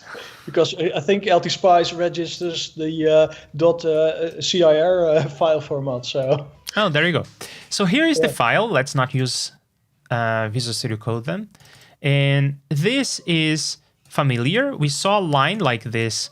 Perhaps people were not paying close attention, but when I went into the part of now there is a question I want to ask about this circuit, I right-clicked in a bunch of places and I went to help me edit and I filled in some values like I want to do transient analysis of 10 milliseconds, and what came out of that dialog was a line just like this. So if you don't recognize this, you can rewind the stream a couple minutes and you'll see us doing a line just like that. And in this case, you just know what to write. So instead of using the menus, you just come here and say, I want to do transient analysis, and I want to start at 0 seconds. I want to run it for 10 milliseconds, something. That's one of the weird things. The 0 milliseconds there, that's the start time. And the 10 milliseconds before it is the end time. And that first 0 is the step. Oh, okay. Auto. So it's a weird order. Yeah. I guess it makes sense because for most SPICE directives, most of the arguments are optional, so you put the most important ones first, and the end time is usually more important. We usually want to start from 0 milliseconds. So even if you remove this, I think that is pretty much the line we had when we did the thing with the GUI. Anyway, and this startup means just start at 0 volts and turn on the circuit, right? Yeah, I think it quickly runs the whole circuit in the first 2 milliseconds or something, so that a lot of things are sort of initialized. Because we're running a low-pass filter now, but if you're running a high-pass filter, you have to wait a long time because the waveform will go up and down slowly, and then you have to wait for that to happen. And this command will fast forward that in the first 2 milliseconds of your simulation. That's how I understand it. I see. Okay. And then these are comments. we can... Yeah, there are some Spice directives I sometimes use, so I have already added them, but they're not being used right now. Yeah, so these are ways for people who want to not see plots, but they want to hear the output of a circuit. You can say, I want to take this node in the circuit, and I want to render that as audio at this bit rate, at this sampling rate, or bit depth and sampling rate. So you can just render this as audio, and that's what we heard before when I loaded the Elka model in REAPER, that audio was produced using something like this. Okay, then there is this parameter that we haven't really seen, but it is just a fancy way of creating a variable. And then when you want to use 440 Hertz, you don't say 440, you say frequency. And that's nice because then we have a single place to change, and it will change the frequency everywhere in the circuit. Exactly. And there are even ways for you, if you're interested in doing transient analysis of a bunch of frequencies, instead of param, you can use a step. And then you can say, I want to analyze frequencies going from 100 Hertz to 1000 Hertz in step of 20 Hertz, and it will just run all those options for you, which is useful if you have like a pot. If you have a knob, you can just... You can even measure a certain node in the circuit and create a table of values from that. Yeah, which can be useful later if you need those values to do some sort of computation on a VST. So can be useful. And then we have some more comments that we'll skip over, and then we have the voltage source, right? Yes, the only difference with yours is that this will produce a square wave. Yeah. And all that, the code that you see there, I figured out how to make a square wave in the LTspice, and I just, ever since I figured it out, I just copy paste it. But that's the sort of code to generate a normal square wave. Yeah, so people who are interested can just watch the stream and copy what they see on the screen, or there is a lot of documentation about Spice because it has been around forever and it is mostly compatible. Of course, there are the components that come only with LTspice, and there may be differences between the different environments, but for things like resistors and capacitors and voltage sources, it is pretty much compatible across all Spice versions. So you can just use this same file anywhere and it should work. Right, so we are saying that this is the name of the node, and then there will be a bunch of parameters like I did from -1 to 1, that was the peak-to-peak voltage. In this case, you're going to 0.25 volts. And yeah, that's very purposely, because when you create a wave file from this, that's normalized to plus and -1. Ah. So you can't go over 1 because then it will be clipped. So you want to stay under that. So by doing this, I'm actually creating a square wave at -12 dB, more or less. Interesting. Good to know, actually, because I was doing some research on this, and I'm not pretty sure I know the voltage that is expected when people say instrument level, mic level, line level. All of these, at least to me, they imply a certain voltage range, and I don't know what that is, but it seems like 1 volt is the range you would expect in a Spice simulation, right? Yeah, like the problem is with audio, if you want to create a wave file, then 1 volt is too much, because that will go, one is 0 dB. So, all right, okay. So will clip the waveform. So that's why you probably don't want to do that if you want to write a wave file. Fair. And then there is a resistor, and it is okay. So now we have to understand how the connections between the nodes are going to be represented in text. So it seems like this meaning, this name in has some meaning because it is also used here, right? Yeah, but it's just a name, like a variable name in a programming language. So you could also name it Leandro if you like. It doesn't matter as long as you update it everywhere. but it's our input, so I named it in just to make it more clear. Oh. Usually you see that people use numbers for the nodes, but you don't have to do that. You can also use labels. So I tend to use labels if they mean something, and all the other nodes that don't really have any meaning, I just give numbers. Ah, okay, so these are the names of the components, the names of the nodes, so to speak. Yeah, those are the names of the components, and they need to be unique for the project. So you have to kind of figure out how to call them. Usually in a circuit, they are also numbered, like R1, C1. Yeah, and that's the kind of terminology you would find when reading schematics. And these are the, I guess I would say they are the names of the cables, they're names of the wires connecting components.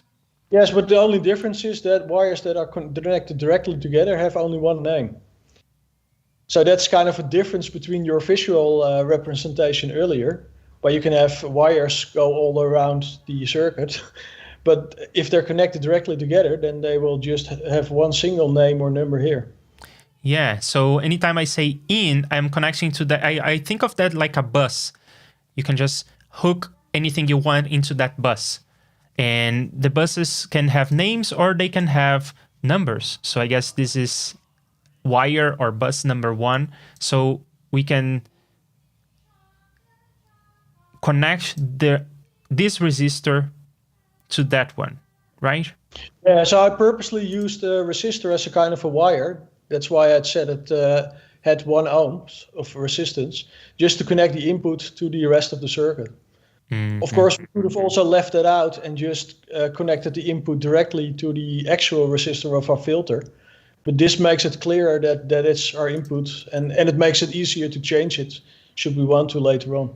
Yeah, I will bring up the Wikipedia article because I already closed the Spice version that I built a couple minutes ago, but here it is in essence. So this resistor is not here. So this resistor is essentially this wire.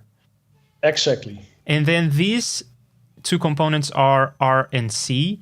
And then I'll just trust Theo to have put the things in the right buses so that it comes out in this arrangement, right? So that the capacitor and resistor are not swapped. Yeah, sure. The thing I usually do is I copy paste that image into GIMP or something, or your favorite image editor, and I just paste some labels in there. So the 1 and the 2 I will paste into the image just so that I can see if I've labeled everything correctly and I didn't do duplicates or... Yeah, okay. And when creating components, I can see that in every case you have 1 wire in and 1 wire out. And this is because the component is connected to here and to there, right? 2 points of contact. Yeah, unless, of course, you have something like a transistor, because then you would have 3. Yeah. Okay. And also for a capacitor, there is kind of a direction, because some capacitors are polarized, so you have to put them in the right direction. But in Spice that doesn't matter, because they can blow up anyway. So there is kind of an implied direction. So the plus comes first and the minus comes second. You can see that in the voltage source as well. Ah, yeah, okay. And then 0 is our ground. Yes, and that's kind of provided by Spice. So okay. That has special meaning. Yeah, I was going to ask that because we have not declared ground anywhere. We have declared the voltage source, but not the ground. I just said you could number and name everything as you like, but it's not entirely true because 0 is ground. So there you have it. Okay, convenient. And then, okay, I guess I can start to see through the matrix here, because I can imagine the voltage source here and then in and 0, so in and 0, and then this resistor is this piece of wire here, so it goes from in to 1, and then the resistor goes from 1 to 2, and then the capacitor goes from 2 to 0, and then there is another resistor here that is representing the load on the other side of the circuit, and that is connecting from 2 to 1. Not exactly, because it's again, it's the wire after the capacitor. Oh, I see. Because there's an implied load to ground at the end of your circuit if you leave it open, and that has like an infinite amount of resistance that's implied by Spice. So you could also end your circuit with an extra resistor of 10 meg or something. That would be actually probably better, but I'm lazy, so. Got it. Okay, so to run this, we click on the little guy, and now we don't have somewhere to click to put our probes in. So I think we'll have to add traces, I think. Yeah. And then, sure. And then we can say what values we are interested in. In this case, I would say we are interested in the voltage coming in and out. And then here we have it. The green one is the square wave coming in. And the blue one is this place. No, where is V out? Where did you name V out? You didn't. Yeah, wait, the last line, because the R out goes from 2, the output of the capacitor, to out. So that's why that's... Oh, yeah, it's not V out, it's just out. Exactly. So I didn't put my probe here, I put my probe on this wire, and I put my probe on that wire. Of course. Yes, but of course the other in is the same wire, so you could also say you put your probe at R in. It doesn't matter because...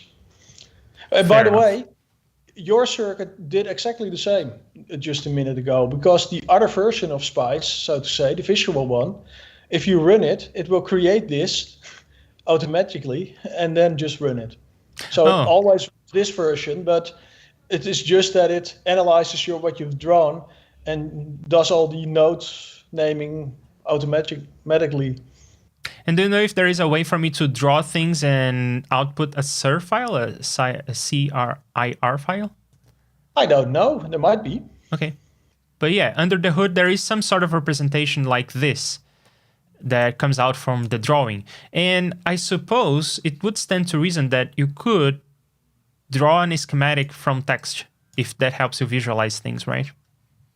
Well, no. Well, kinda, but of course you don't have the wires and the sort of where things are in the 2D space. Because if you look very closely, this is kind of like a 1D list. So there's you could kind of, but not really. Well, I don't know if they implemented this, but in theory you could arrange the components automatically and draw the wires between them. Yeah, but you have to have a quite smart arrange algorithm then, because how would it know to rotate the capacitor 90 degrees? And it probably you could show it visually, but it probably wouldn't make sense because it doesn't need to do that. Yeah, I guess it is something. Also, in theory, it should be possible, it seems to me. Well, you can also use 0 everywhere, but that doesn't have to be connected together. So that's something you see in some schematics as well, by the way, where you just see a symbol for ground, but not actually connected to the ground. So I guess you could do that, but yeah. I'm sure there is software that can do that, by the way, because of the age of Spice and most people are lazy. So there must be some sort of conversion. If I thought about it, people thought about it before me. They made it. Okay, so here we have another example of a low-pass filter, or I guess another reading of a low-pass filter, and I agree, a square wave shows this much better. Instead of just seeing a sine wave changing in amplitude, we actually see the time domain effect of the low-pass filter. The high frequency changes, the fast changes on the green wave are smoothed out on the blue wave. By the way, it's rather hard to see because of the blue. So one thing I always do is change that blue to an orange because, yeah. Well, you can also, for example, but you can also do that in the settings. So the next time you run a simulation, it already has the right second color. Because it always, green is first and blue is second, so. Oh, the preferences are... Yeah, no, you have to click on the little hammer. Oh, of course. Yeah, sure. Yeah. That makes a lot of sense. And then save defaults. I don't know. It's at the couple of places you can click to it. But yeah, there's a lot of settings. When there is a tab on the settings for hacks, you know that the thing is gonna be fun. All right, okay, so you would do this kind of simulation, and you would read the outputs, and you would say, okay, so this is the shape of the wave that I want to produce. Yeah, or maybe not. Maybe just, hey, there's some sort of filtering going on. I don't understand where it's happening, but I have an ID. I think it's that resistor or something. And now you can, of course, change the value of the resistor, and then the waveform should change. So I think we have 10K or so. Yeah. So you could change that to 22K or whatever. And if you rerun the simulation, exactly. So if this were a bigger circuit, then we would have guessed right, and that was the right resistor. So that's a useful thing, because you can see what happens if I change certain components. If I swap them out, you can just do that on the fly. So that's the circuit bending part of the exploration, where you just change things around. And I guess with experience, you can sort of see this shape, and you see, yeah, there is a tone filter here. I can see this part is probably for power supply, or forget about it. That is probably some kind of clipping, blah, blah, blah. And then you see the circuit, and you start to make sense of it because of the circuits you have seen in the past, right? Yeah, sure. Yeah, of course, because if you see a capacitor going to ground, and you see there's always a resistor somewhere before it, so you know it's going to be some sort of low-pass filtering. Yeah. Do you have any formal training in electronics? No. Yeah, so you're mostly coming from a software developer's perspective, right? Yeah, but I needed to know this, because else you cannot accurately emulate the organs. So that's how I came to use Spice, because I wanted to know what's going on inside, but I couldn't figure it out myself. So yeah, this is much more ergonomic, perhaps less. Perhaps it's less rewarding than playing with a hardware, but it's definitely more ergonomic, because you will know that you won't break anything, and changing things is much faster than going around finding the right resistor in your resistor bin. And yeah, fascinating stuff. So, and I guess from this, the next step is more heuristic, right? You see a filter, you start playing around with the resistors, you can perhaps measure or look at the plot that we saw before on the AC analysis to see what the cutoff frequency is, and then you can have a feel of what the filter should do. So you go and find the biquad that approximates that, or I guess in this case the answer is already well known. So this is the formula you would use to find the right filter for you. Yeah, sure. But when it comes to something perhaps more interesting than a simple RC filter, you would see the kind of nonlinearity that is introduced by this component, by this transistor, for instance, and then you would find a suitable function that does some approximation of the nonlinearity, right? Yeah, or maybe you have a bunch of these in series, because in the organs you usually have a bunch of RC filters in series, and maybe even LC filter or something in the mix. And so then it's a question of which of those are important and which aren't. Because one of the low-pass filters might have a cutoff of 100 kilohertz. That's, of course, not important for audio. That might be important for other stuff in the electronics. But so that if that's true, then you can leave that one out, because that's not going to do anything. So often it's also figuring out what is the least number of sort of modules you can use to simulate the same sort of wave shape. Just using biquads, that's probably not going to work, because if you have, like, I don't know, 4, 5, 6 of these in series, then a biquad is only a second order filter. But if you have 6 of these in series, of course, that's already a sixth order filter. So.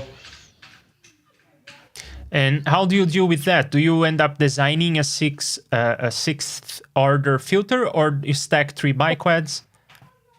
Yeah, or you can stack a couple of simple first order filters. Depends on the situation.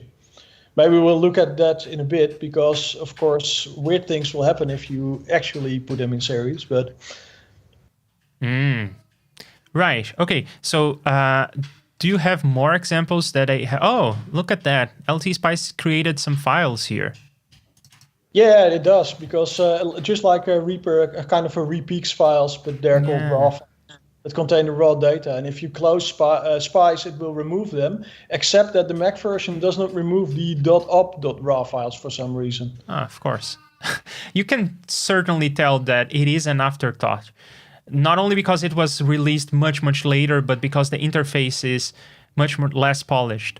And even the Windows version is not going to win any awards when it comes to usability.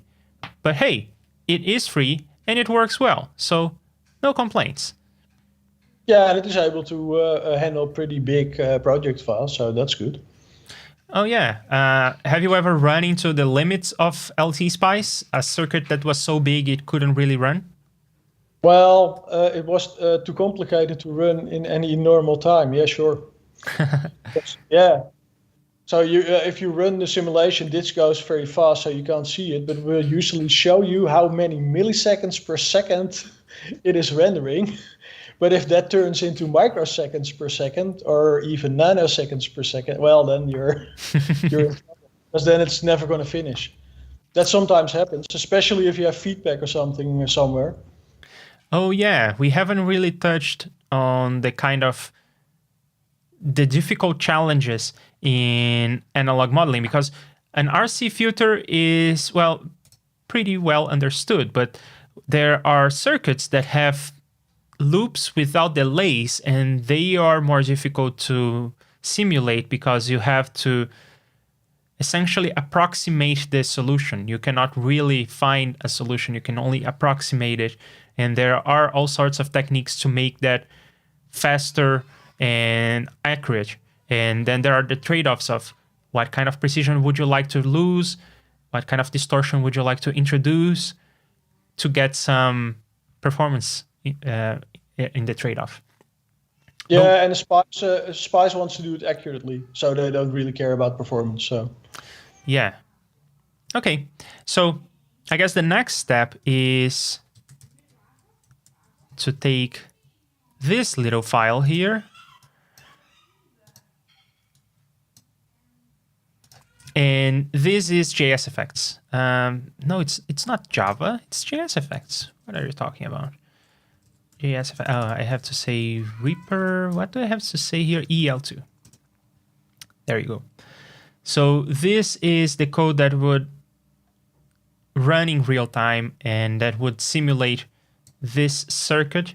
And again, it's pretty much an off-the-shelf kind of thing because people know very well how to simulate this, or I guess run this simulation in code, so to speak.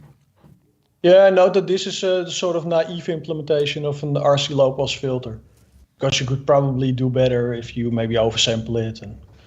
Yeah, so that's another thing that is interesting. When you're doing this step, coming from a simulation to a digital version of the circuit, you will have to deal with things like the Nyquist frequency and the fact that aliasing may happen. So here you don't have to worry about oversampling, and you don't have to worry about filters cramping near Nyquist.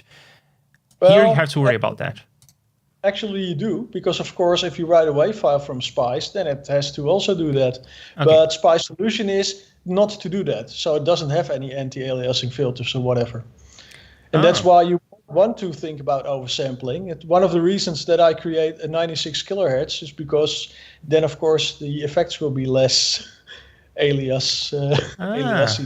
Interesting. But you can also do 1 megahertz if you have the disk space. You could do that, and of course, then that will still make it sound better. But it doesn't do any anti-aliasing. So that square wave you just showed is a naive square wave. So. Yeah, right. I thought that it was just showing us that the wave that way, and that when it would render to audio, I was expecting it to have some reasonably modeled anti-aliasing filter. So well, you can uncomment the lines and just render the render the wave files and see for yourself. Yeah, I can, but I can also, well, I guess I will just for demonstration purposes, but I can also just look at the files that you provided. Yeah, but I Very cool. generated them that way, so Sorry? I generated those files that way, so. Yeah, I will create a folder here so that when I run this, new files will be generated.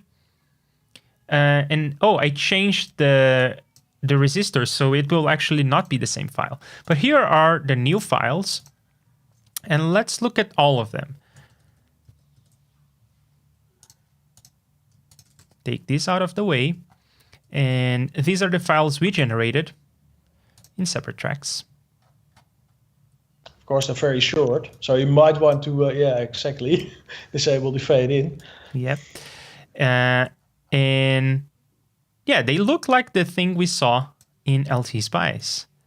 And yeah, we can definitely see no anti-aliasing going on because this is purely a square wave. We don't see the kinds of ripples we would expect from an anti-aliasing filter. Good to know. Yeah, that's because LTspice is not a tool for developing audio plugins. Of course, it's made to test circuits. We're just misusing it in our particular way. So. Hey, they put audio in and audio out. Yeah, that's true. Yeah. Okay, and just out of curiosity, these are the files that you generated with a 10K resistor in place. So we expect the cutoff frequency to be different, and we expect the shape of the wave to be, I think, I wanted to say less steep. Yeah, it seems to be going faster. Yep. So it's cutting less of the high frequencies. The cutoff frequency is higher in this case. And the square wave is naturally the same because it's the dry signal. No changes in the voltage source. Okay, so when you are going from a simulation, oh man, what did I just do? Here it is. When you're going from a simulation to this code, you have to think about things like filters cramping out of shape near Nyquist. Do you do the transformation? Do you ever have to do the transformations yourself, like the bilinear transform? Do you have to do that yourself for certain circuits, or do you usually get by with these kinds of approaches? Well, it depends. So if I can, I will, because that's less work. But so, yeah, sometimes I have to do the filters myself, and then you have to do everything yourself. Sure, it just depends on the situation. So if you've already defined there is some sort of low pass filtering going on, and maybe you've already seen a frequency graph of it, so you know it's going down faster than 12 dB or something, so you know it's like third or fourth order or something, then of course you can just guesstimate and hope for the best. Yeah, Usually I won't immediately write any code. I will first try to do things with some standard filters just to see if they look something like what I see in the real thing. I see. All right. Of course, here we know it's just a first order low pass filter, so it is simpler. Yeah, let's actually run this. So bear with me while I drag files across. Well, you can also open the project I sent. Is it going to be smart enough to load a plugin that I have not installed in my REAPER directory? Yes, because it's in the effects subdirectory of the project. Is that a thing? I didn't know that. It's not been a thing forever, but for quite a while. So that's really neat, because now that's why I could send you a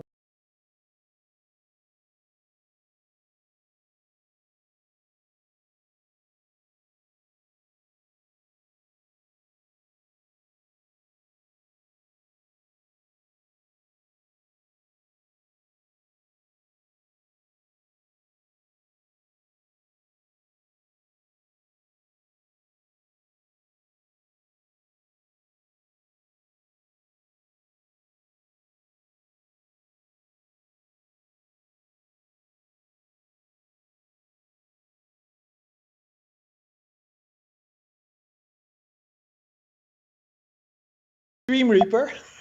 Yeah. So what just happened is I double-clicked on the file. Of course, it opened in the first Reaper instance I had running, which happens to be the Reaper instance I used to route my audio for streaming. So everything went silent for a moment. So here's what we're going to do. We are going to open a different Reaper instance, and we are going to leave this minimized. We won't touch it anymore. And then we'll drop this file in here. Just make sure that the right Reaper instance is open in the file. Okay, open project, and I find this fascinating. I didn't know that the effects folder in the same folder as the project works. This is amazing because it means you can come up with JSFX for your song, and you can distribute that and make sure that everyone will have the right plugins. But there is some bad news. It cannot include any of the standard effects or libraries because they also have to be in that effects folder. So this is in place of the default effects folder. Oh, so if you wanted to do the thing I mentioned, you would have to bundle all effects used in the project, even the stock ones. If you use some of your library classes, you have to provide those libraries files with this. Yeah. Okay, I'm fine with that. I think that for archival, it is amazing because something that people often complain is you are not able to open projects from 10 years ago. Even if your DAW is as stable as Reaper, the plugins will have been updated, the operating system is different, and blah, blah, blah. But if you have all the effects, of course, if in your projects you only use JSFX, and why would you use anything that is not JSFX? JSFX are great. You just put all of them here, and this is guaranteed to open in the future. Amazing. And you can have an whole directory structure there. So you can basically rebuild all the bundled effects there if you want to. Amazing. Okay, so let's look at this project that you kindly sent to me. We have two tracks here, the dry and the wet, except that I replaced the dry and the wet, right? I replaced the file. So I guess I will... Yeah, that's fine. I could just bring back in the old files, but whatever. Okay, and then you can also run the Spice simulation again, but it doesn't matter. So it doesn't matter. Okay, but hang on. You just told me that if you do this trick of putting an effects folder, it replaces the stock plugins, but you only have the filter here, and I see an oscilloscope that is JSFX. So what gives? But I mean, if you do import in JSFX, it won't see anything. Oh. So you can still use it in your project. It's just that the JSFX that you put in a project effects folder can only import other files that are in that directory structure. Okay. So I often want to include my own libraries, but then I have to copy them to that place, that location, because But that's a good thing, I think. It's enforcing the good habit of putting everything in the archival. Sure, folder. And then if you have the right versions and all that. Which may be good too, because if you change versions and then you introduce incompatible changes, I guess you don't do that, right? Your plugin is still running Reaper 4. Yes, but might happen anyway, so. Yeah. All right, fascinating. I didn't know that. You live, you learn. So we have the two tracks with the dry and the wet signals, and we have an oscilloscope meter and a frequency spectrum analyzer. What are we looking at? Well, if the output of the master is still muted, it is, then you could press play. It should loop the wave. Oh, maybe you have to select the region, because I've set the region so that it's, if you double click on it or something, then it's exactly. So now we're looking at the JSFX version now. But right. if you solo the other version, then you can switch between them. So we're now comparing our version with the Spice version. Solo is the Spice version. And of course, it doesn't really work because you changed the cutoff. Yes. Fortunately, you can adjust the JSFX because it also has those parameters. So very convenient. It also has, so if you still know the value, I think we did 22 Ks. And that was for R2, right? For R1, I think, because R1? Yeah, our circuit Wasn't didn't have. R1 the little wire? No, that is the first resistor, but it was not labeled R1. It Oh, was labeled. okay. Yeah. Yeah, so we are playing with R1 and C1. Yes. What is R2? R2 is not in the circuit. Very good. There's another circuit that does include R2. Ah, I see. Yeah, there is two I've made two output stages. So I guess you have an RC filter and you have another one, and then you can tap the signal in the middle, effectively just hearing the effect of the first filter, or you can tap the signal at the end. Is that what this is? Yeah, but only in the digital domain. That's not what actually happens in the circuit. Okay, I guess we'll get to that in a moment. But first, let's change this value to 22K. And this is now our circuit versus our plugin. I do see a difference. Yeah, if you look very closely, you see a bit of cramping in our filter. And I guess the other one doesn't have it because you're using proper resampling. I don't really know. Because the original WAV file is 96 kilohertz, so... No, what I'm seeing that is different is not even the cramping. And now that you point this out, yes, I do see right here on this edge of the screen, the filter is going up and down. But something else much more noticeable is happening. Yeah, sure. The LTspice version is the wet signal, right? So it's this one. The LTspice version is aliasing a lot more. Yes. Why is that?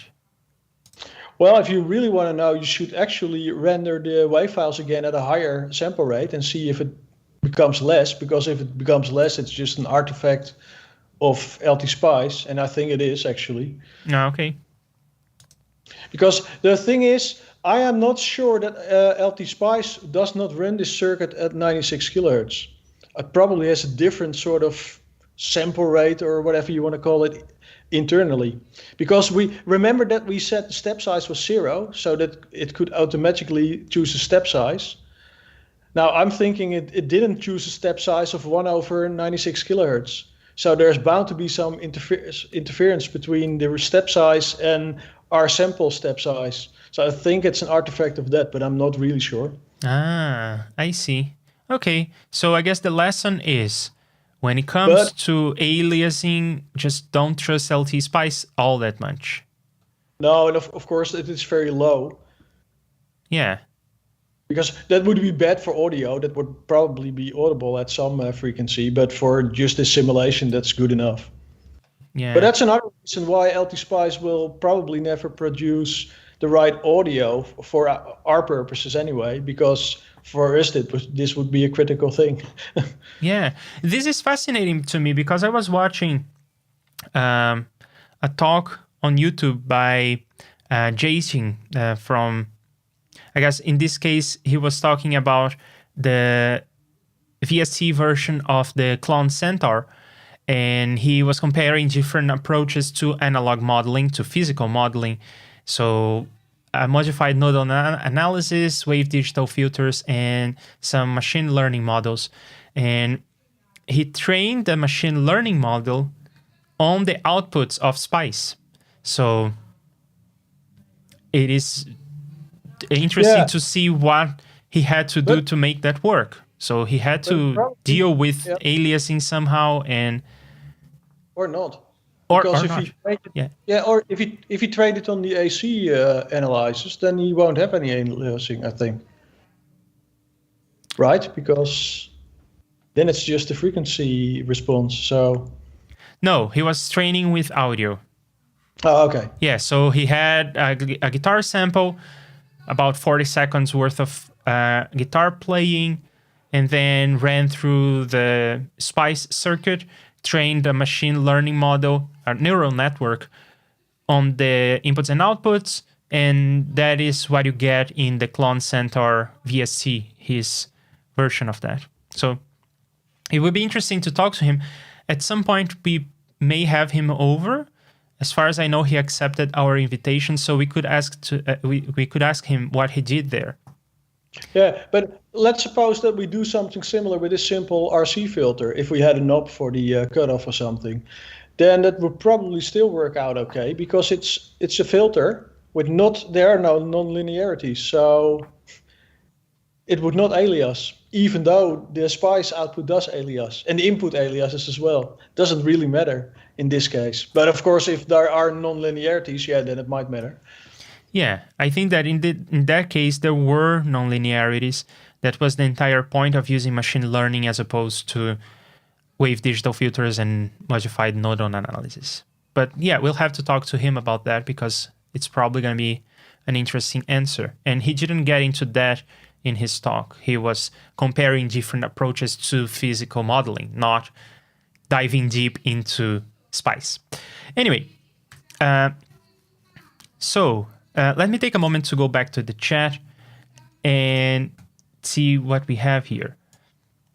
What would be the size for a synth emulation? We sort of talked about this, right? Yeah, you mean in Spice? Yeah. Yeah, that depends. For the El Carpenter organs, I made a sort of library file that contained all the sub-circuits from the original, because it had circuit boards, so I also did the same way in Spice. And then just have a file around it that does all the keys and wire stuff, connect everything together. But that is probably a few hundred lines of Spice code or something. It's not that big. Fair. But of course, emulation runs like 5 minutes for a second of audio or something. So. And that's very reasonable, actually, right? For what it's doing. Yeah, sure. Because you have to keep in mind that Spice is keeping track of all the nodes, because you can place your little sort of meter anywhere. So, yeah. Yeah, and it's not like Spice could cut corners and not compute some of the nodes. It has to anyway to do the simulation accurately. So yeah, but it can skip some stuff, because you can remember there were some commented out lines like print in the Spice file. If you uncomment that, then he will only create raw files for those two nodes that are in that directive, in that print directive. And that does make the simulation somewhat less accurate. I guess because he then the Spice will then decide to also make the step size smaller. So of course you could counter that by tweaking the step size, but yeah. So it doesn't necessarily. It can do some sort of optimizations sometimes, but yeah, perhaps it can. If it doesn't specify anything, then of course it will calculate everything. Yeah. Yeah, it's a heuristic probably. Perhaps because it knows what you're interested in, it will lower the precision of other parts of the circuit. Interesting. Good to know. Fotis is shouting out to Inkscape. I also like Inkscape. I don't use it for drawing circuits, but I do use it. So shout out to the Inkscape team. They are doing a great job. And I hear that the latest builds are even better on macOS, because it does suffer from the same problem as LTspice. It's not super smooth in macOS, but it's getting better. And then Bo is talking about another potential project that we'll get into. So I do want to learn more about building analog gear, and we will have at some point another guest, Aaron, from the Lanterntronics channel, and he is a professor at the University of Georgia, and he does teach this kind of thing. So perhaps we will design our own little preamp, and to model that in JSFX, it's going to be real simple. It's going to be a multiplication, but still, it will be fun to build the analog version of that.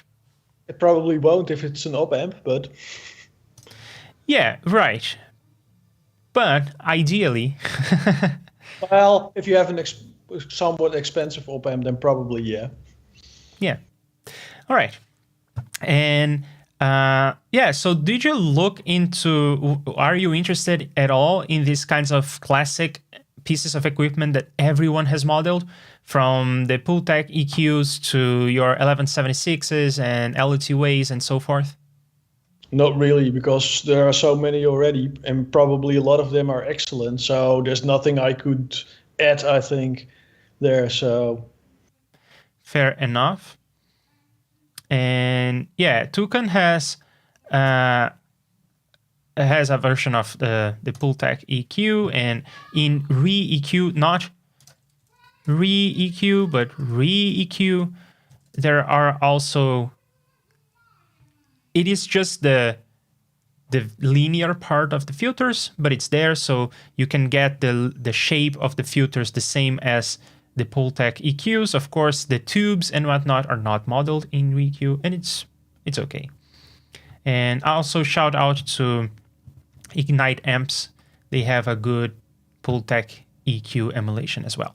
Anyway, and all of those are the free Pultec emulations. There are, of course, others by almost every other manufacturer of analog emulation plugins that have Pultec EQs. All right, so what's the next step, Theo? Well, you could click to the JSFX sliders and play a bit with the sliders, because one of the things we now have done is you can now in real time change the values of the resistor and the capacitor. Of course, we have already changed the resistor, but you can also change the capacitor. And if you do that, you can immediately see why plugins don't have these sort of parameters, because it's not, first of all, it goes the wrong way, I guess, and the direction is wrong, and that's why you would rather change the frequency than the resistor and the capacitor. That's what I'm saying. Yeah, and by the way, let's just quickly look at the code here. So we have some interesting magic numbers, we have some time constants. All of that is stuff that you learned from sources like the Wikipedia article. The time constant will be in here somewhere, and there are, of course, books on this, but do you have any specific resources that you would like to point people at?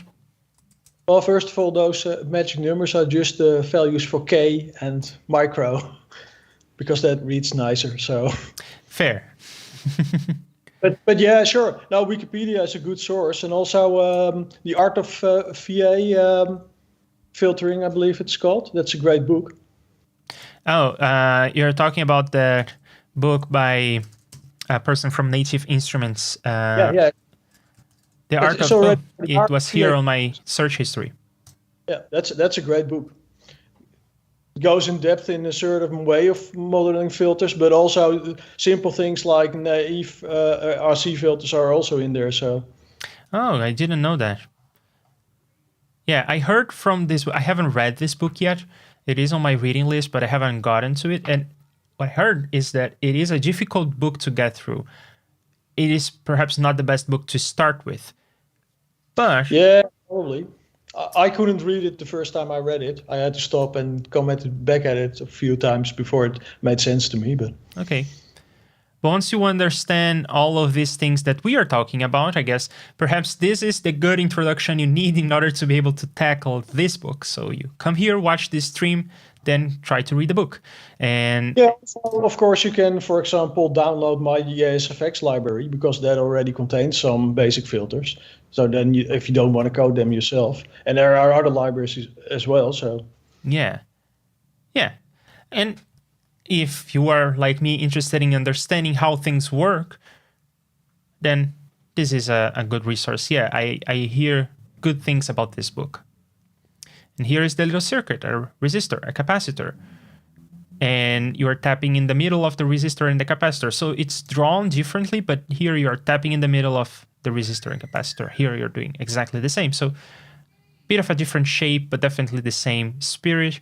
And the equations that we see here are 1 over RC. I remember seeing that somewhere. So there you have it.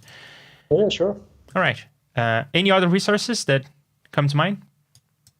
Well, that's basically it. And looking at other people's code, that's just always very... So GitHub is also a good resource, because I'm sure there are a lot of filter implementations there as well. Yeah. Right. I guess diving into the JSFX that come with REAPER is always a good resource. I do that a lot. Yeah. Oh, something interesting is happening. When we get here, we start seeing the ripples. That is fascinating. It really is a low-pass filter, isn't it? And yeah, the controls don't make a lot of sense, but it can be a nice gimmick. I remember seeing a plugin, I don't remember from whom. It is even an old plugin that they still have up just for people who want it, but it's not really supported anymore. Was it by Klanghelm? Perhaps it was. And the gimmick of the plugin was that it was the interface was actually a drawing of a circuit, and you could play with the values of resistors, capacitors, and so forth. So it can be a nice gimmick, but yeah, definitely not the kind of controls that you would want in a real plugin, so to speak. But so, would you say that this is an accurate model of what Spice does? Reasonably accurate? It seems to me, yes. Why do you ask that? Well, because there's another Spice file. It could be fun to quickly run that and see what the output of that one looks like. Oh, so you're talking about this. Oh, okay. I thought you were talking about this plugin here.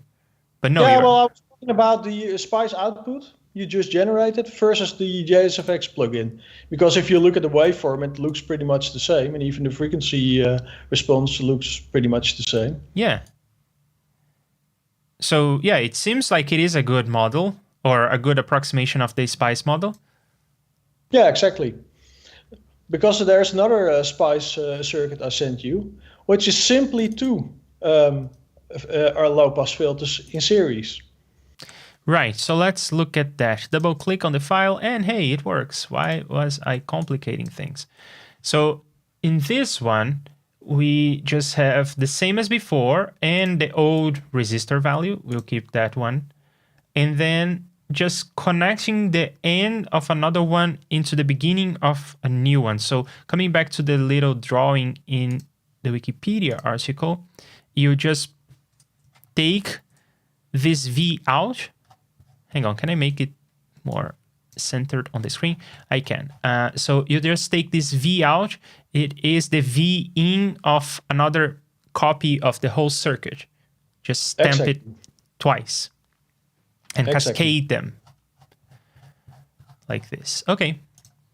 And people interested in proving that to themselves, you can pause now and go over that exercise of going in, 0, in, 1, 1, 2, 2, 0. Yeah, 2 goes to 3, 2 is this guy, and then 3 goes to ground. I'm convinced. And this is the little wire that is connecting to the output. It's actually a very small resistor of 10 ohms. Yes, and if you uncomment the waveform generator directives again, then we can generate a new wave file. You probably have to stop REAPER's playback because else we're not allowed to override the files, I guess. Oh no, this is macOS. We are good. Run. Sure. And it probably already picked up the new files, actually. Well, if it did, then we should see a difference because our JSFX version is still doing the first circuit. So yeah, so as I solo, yeah, they are different. Okay, now the JSFX has an option to switch to 2 stages of low-pass filtering. And if you enable that, then will they be the same? They should be the same, right? Okay, so I already know that the answer is no. Otherwise, you wouldn't be asking me this. But let's try to understand why we think that should be different.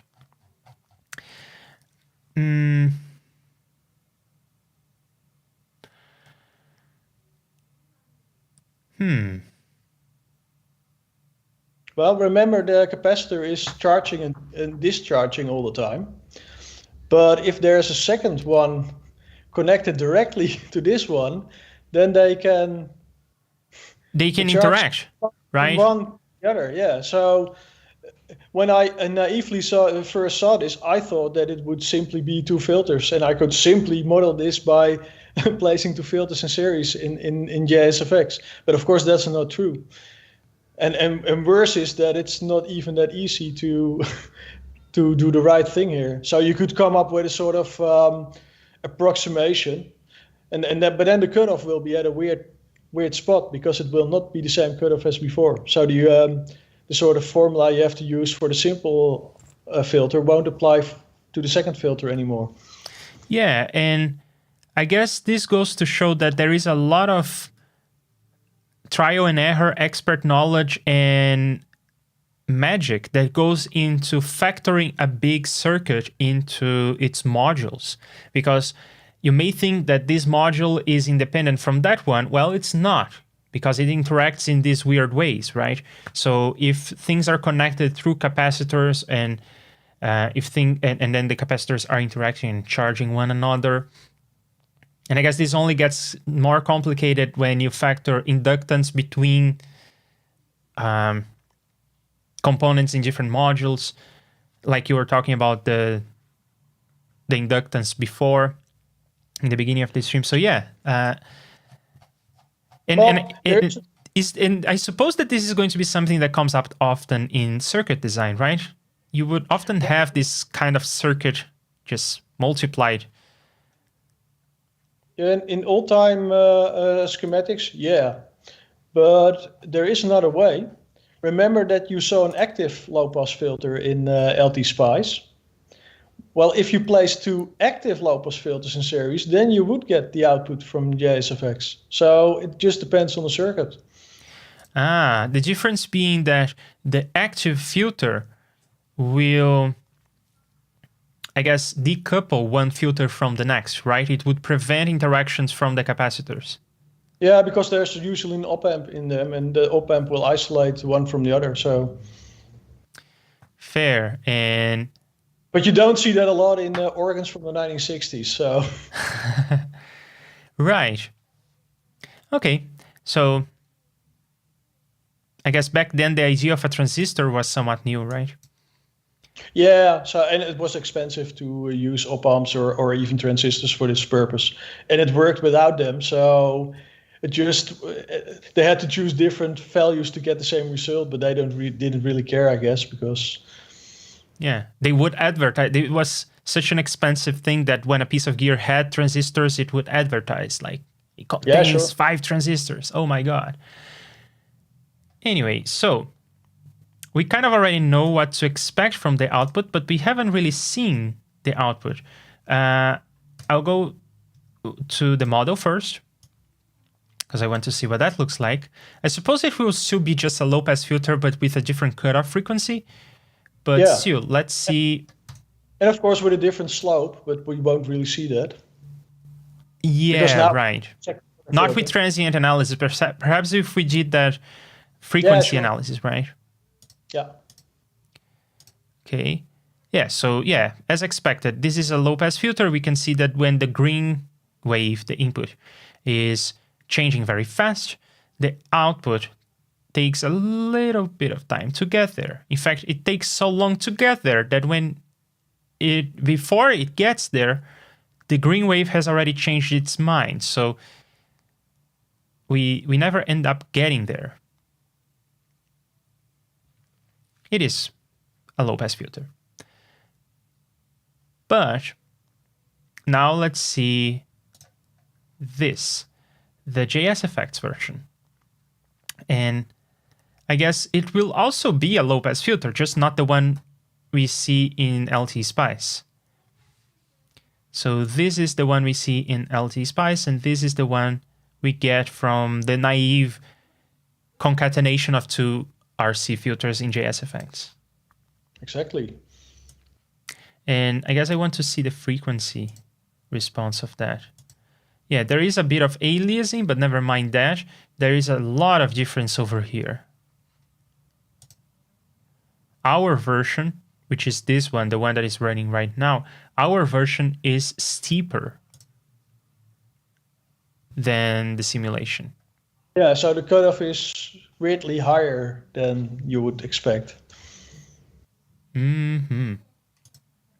So, yeah, in that case, this is already a non-trivial thing. I don't think I can just find on the Wikipedia article how to simulate this cascade, right?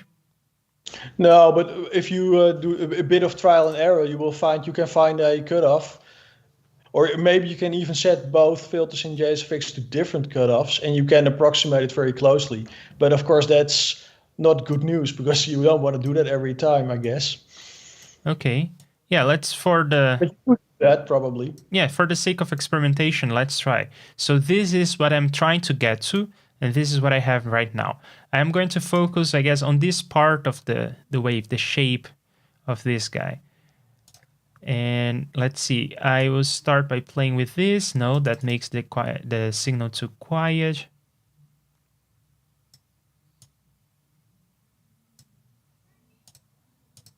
It is closer, I think. Yeah, but it's not quite there, but it's getting there. Yeah.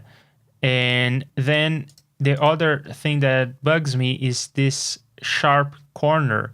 Now, perhaps this is the aliasing, so I will not worry about this too much. But this top doesn't look so right, so let's wiggle those parameters. Oh, now they have no... Oh, because I am not running through the effect, am I? I was going to say they have no effect. Yeah, it seems like this is closer. Sure, so you can get close, but you can't get exactly that shape. If you do want that shape, you have to come up with a better solution. So then you have to do something like wave digital filters or whatever. And that is what gives some sonic qualities of analog gear that are more difficult to reproduce with off-the-shelf algorithms of digital filters and other things that we know about, right? That's when you really have to get into the whole white box approach. Also, because like I said, in your typical 60s organ, you'll have like 8 or 9 of these stages in series, both high pass and low pass. So then, and maybe even an LC filter. So then that's a second order filter with some resonance.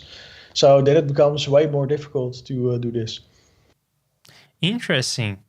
Is this perhaps something that we could walk through? Perhaps not today, because this stream is already very long, but at some point, do you think that we could work through that process? Yeah, maybe. I have done a bit with wave digital filters to at least do something like a tone stack and two filters in series or something. But I'm no expert in that, so. Yeah. Perhaps we can get Jaden to help us because he has experience doing that. All right. Okay. Anything else that we are missing? No, this was something I wanted to show, that even for a very simple circuit like 2 stages of filtering is already something which Spice can do very well, but which is difficult for us to do in JSFX. Yeah. Yeah. All right. And okay, let's see what people have to say on the chat. The latest version of the filter design book is...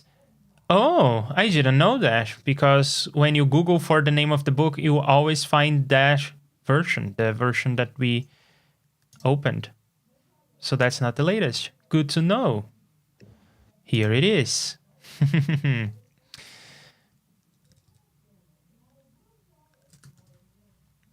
The load impedance will cause interaction between the filters. If the load has very high impedance, then it won't load it down. That's where active filters will excel for sure. So hello, Glass Audio. Thanks for joining us. And yeah, I guess that's the conclusion that we arrived at too, right? This notion of the V out becoming the V in of the next RC filter is effectively this notion of the impedance between the filters. And yeah, no, I guess it might also be bad design actually, but well, you can argue about that, I guess, but it's not bad because it sounds good. Yeah, active filters might actually be better, and I think if it was possible at a time that a lot of these organs would have contained active filters, but it just was too expensive, or they didn't want to spend money on it, because the more expensive organs do have active filters. So,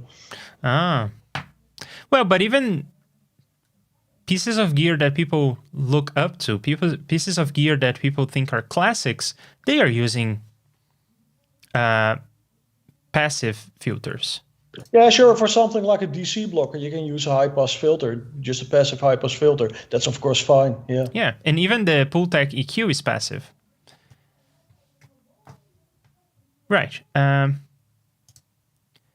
have to go. See you guys on the next stream. Bye, Faucis. You're probably gone by now. I didn't catch the whole stream, but have you considered the high-frequency roll-off due to the Miller effect and or gain loss due to loading? I don't think so, no. No, me neither. Yeah. I will just say this. I am going to Google this later because I don't know what you're talking about. Capacitors can sound very different, measure alike, but sound very, very different. So I suppose you're talking about like an electrolytic capacitor versus a film capacitor versus... so is this what you're talking about? Perhaps yes. And is this something that you think about and you model differently in Spice? Well, you could probably, but then you have to know it. So then you have to be able to measure it. And I think you can measure it, by the way, but they cannot sound different, just sound different. They have to measure different then as well. But maybe it's not so easy to measure that. And why would you go do that? And you can see that on the schematic as well. So that's one of the difficult things. So if you just use the default capacitor model, that will be way too ideal probably for any, but for the analyzers in Spice, that's good enough. But for audio output, that would not be good enough, right? Fair. All right. Okay. Are we missing something? Anything else that you would like to share before we wrap up? Well, I don't think so. Okay, we went through a lot.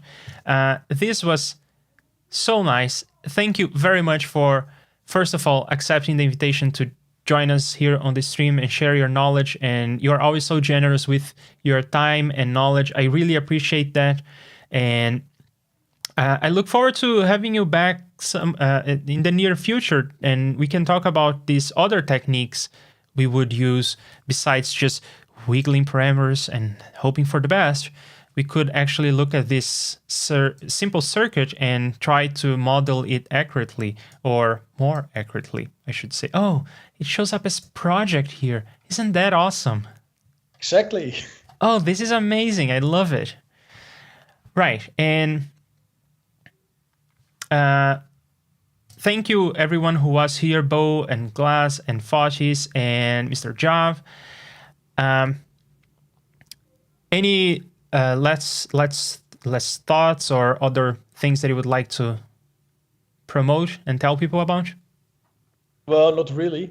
Yeah, go to my company website maybe, but yeah. Go check out Martinic. The link is in the description. And in the near future, we'll be back and dive even deeper into this analog modeling subject. All right. And I will take tomorrow off. So it means that I will be back on Monday, probably to do my JSFX library. We are in the process of coming up with abstractions for mouse interaction. It will be a lot of fun. And yeah. I think that with that, we can say goodbye. Thank you very much, Theo. Yeah, you're welcome. Bye. Bye. Thank you for watching the stream. You know how great it has been. Or maybe it sucked, and I am glad that you stuck with me. And soon we'll all be back together for some more coding or talking or chilling. The next time I'll be streaming.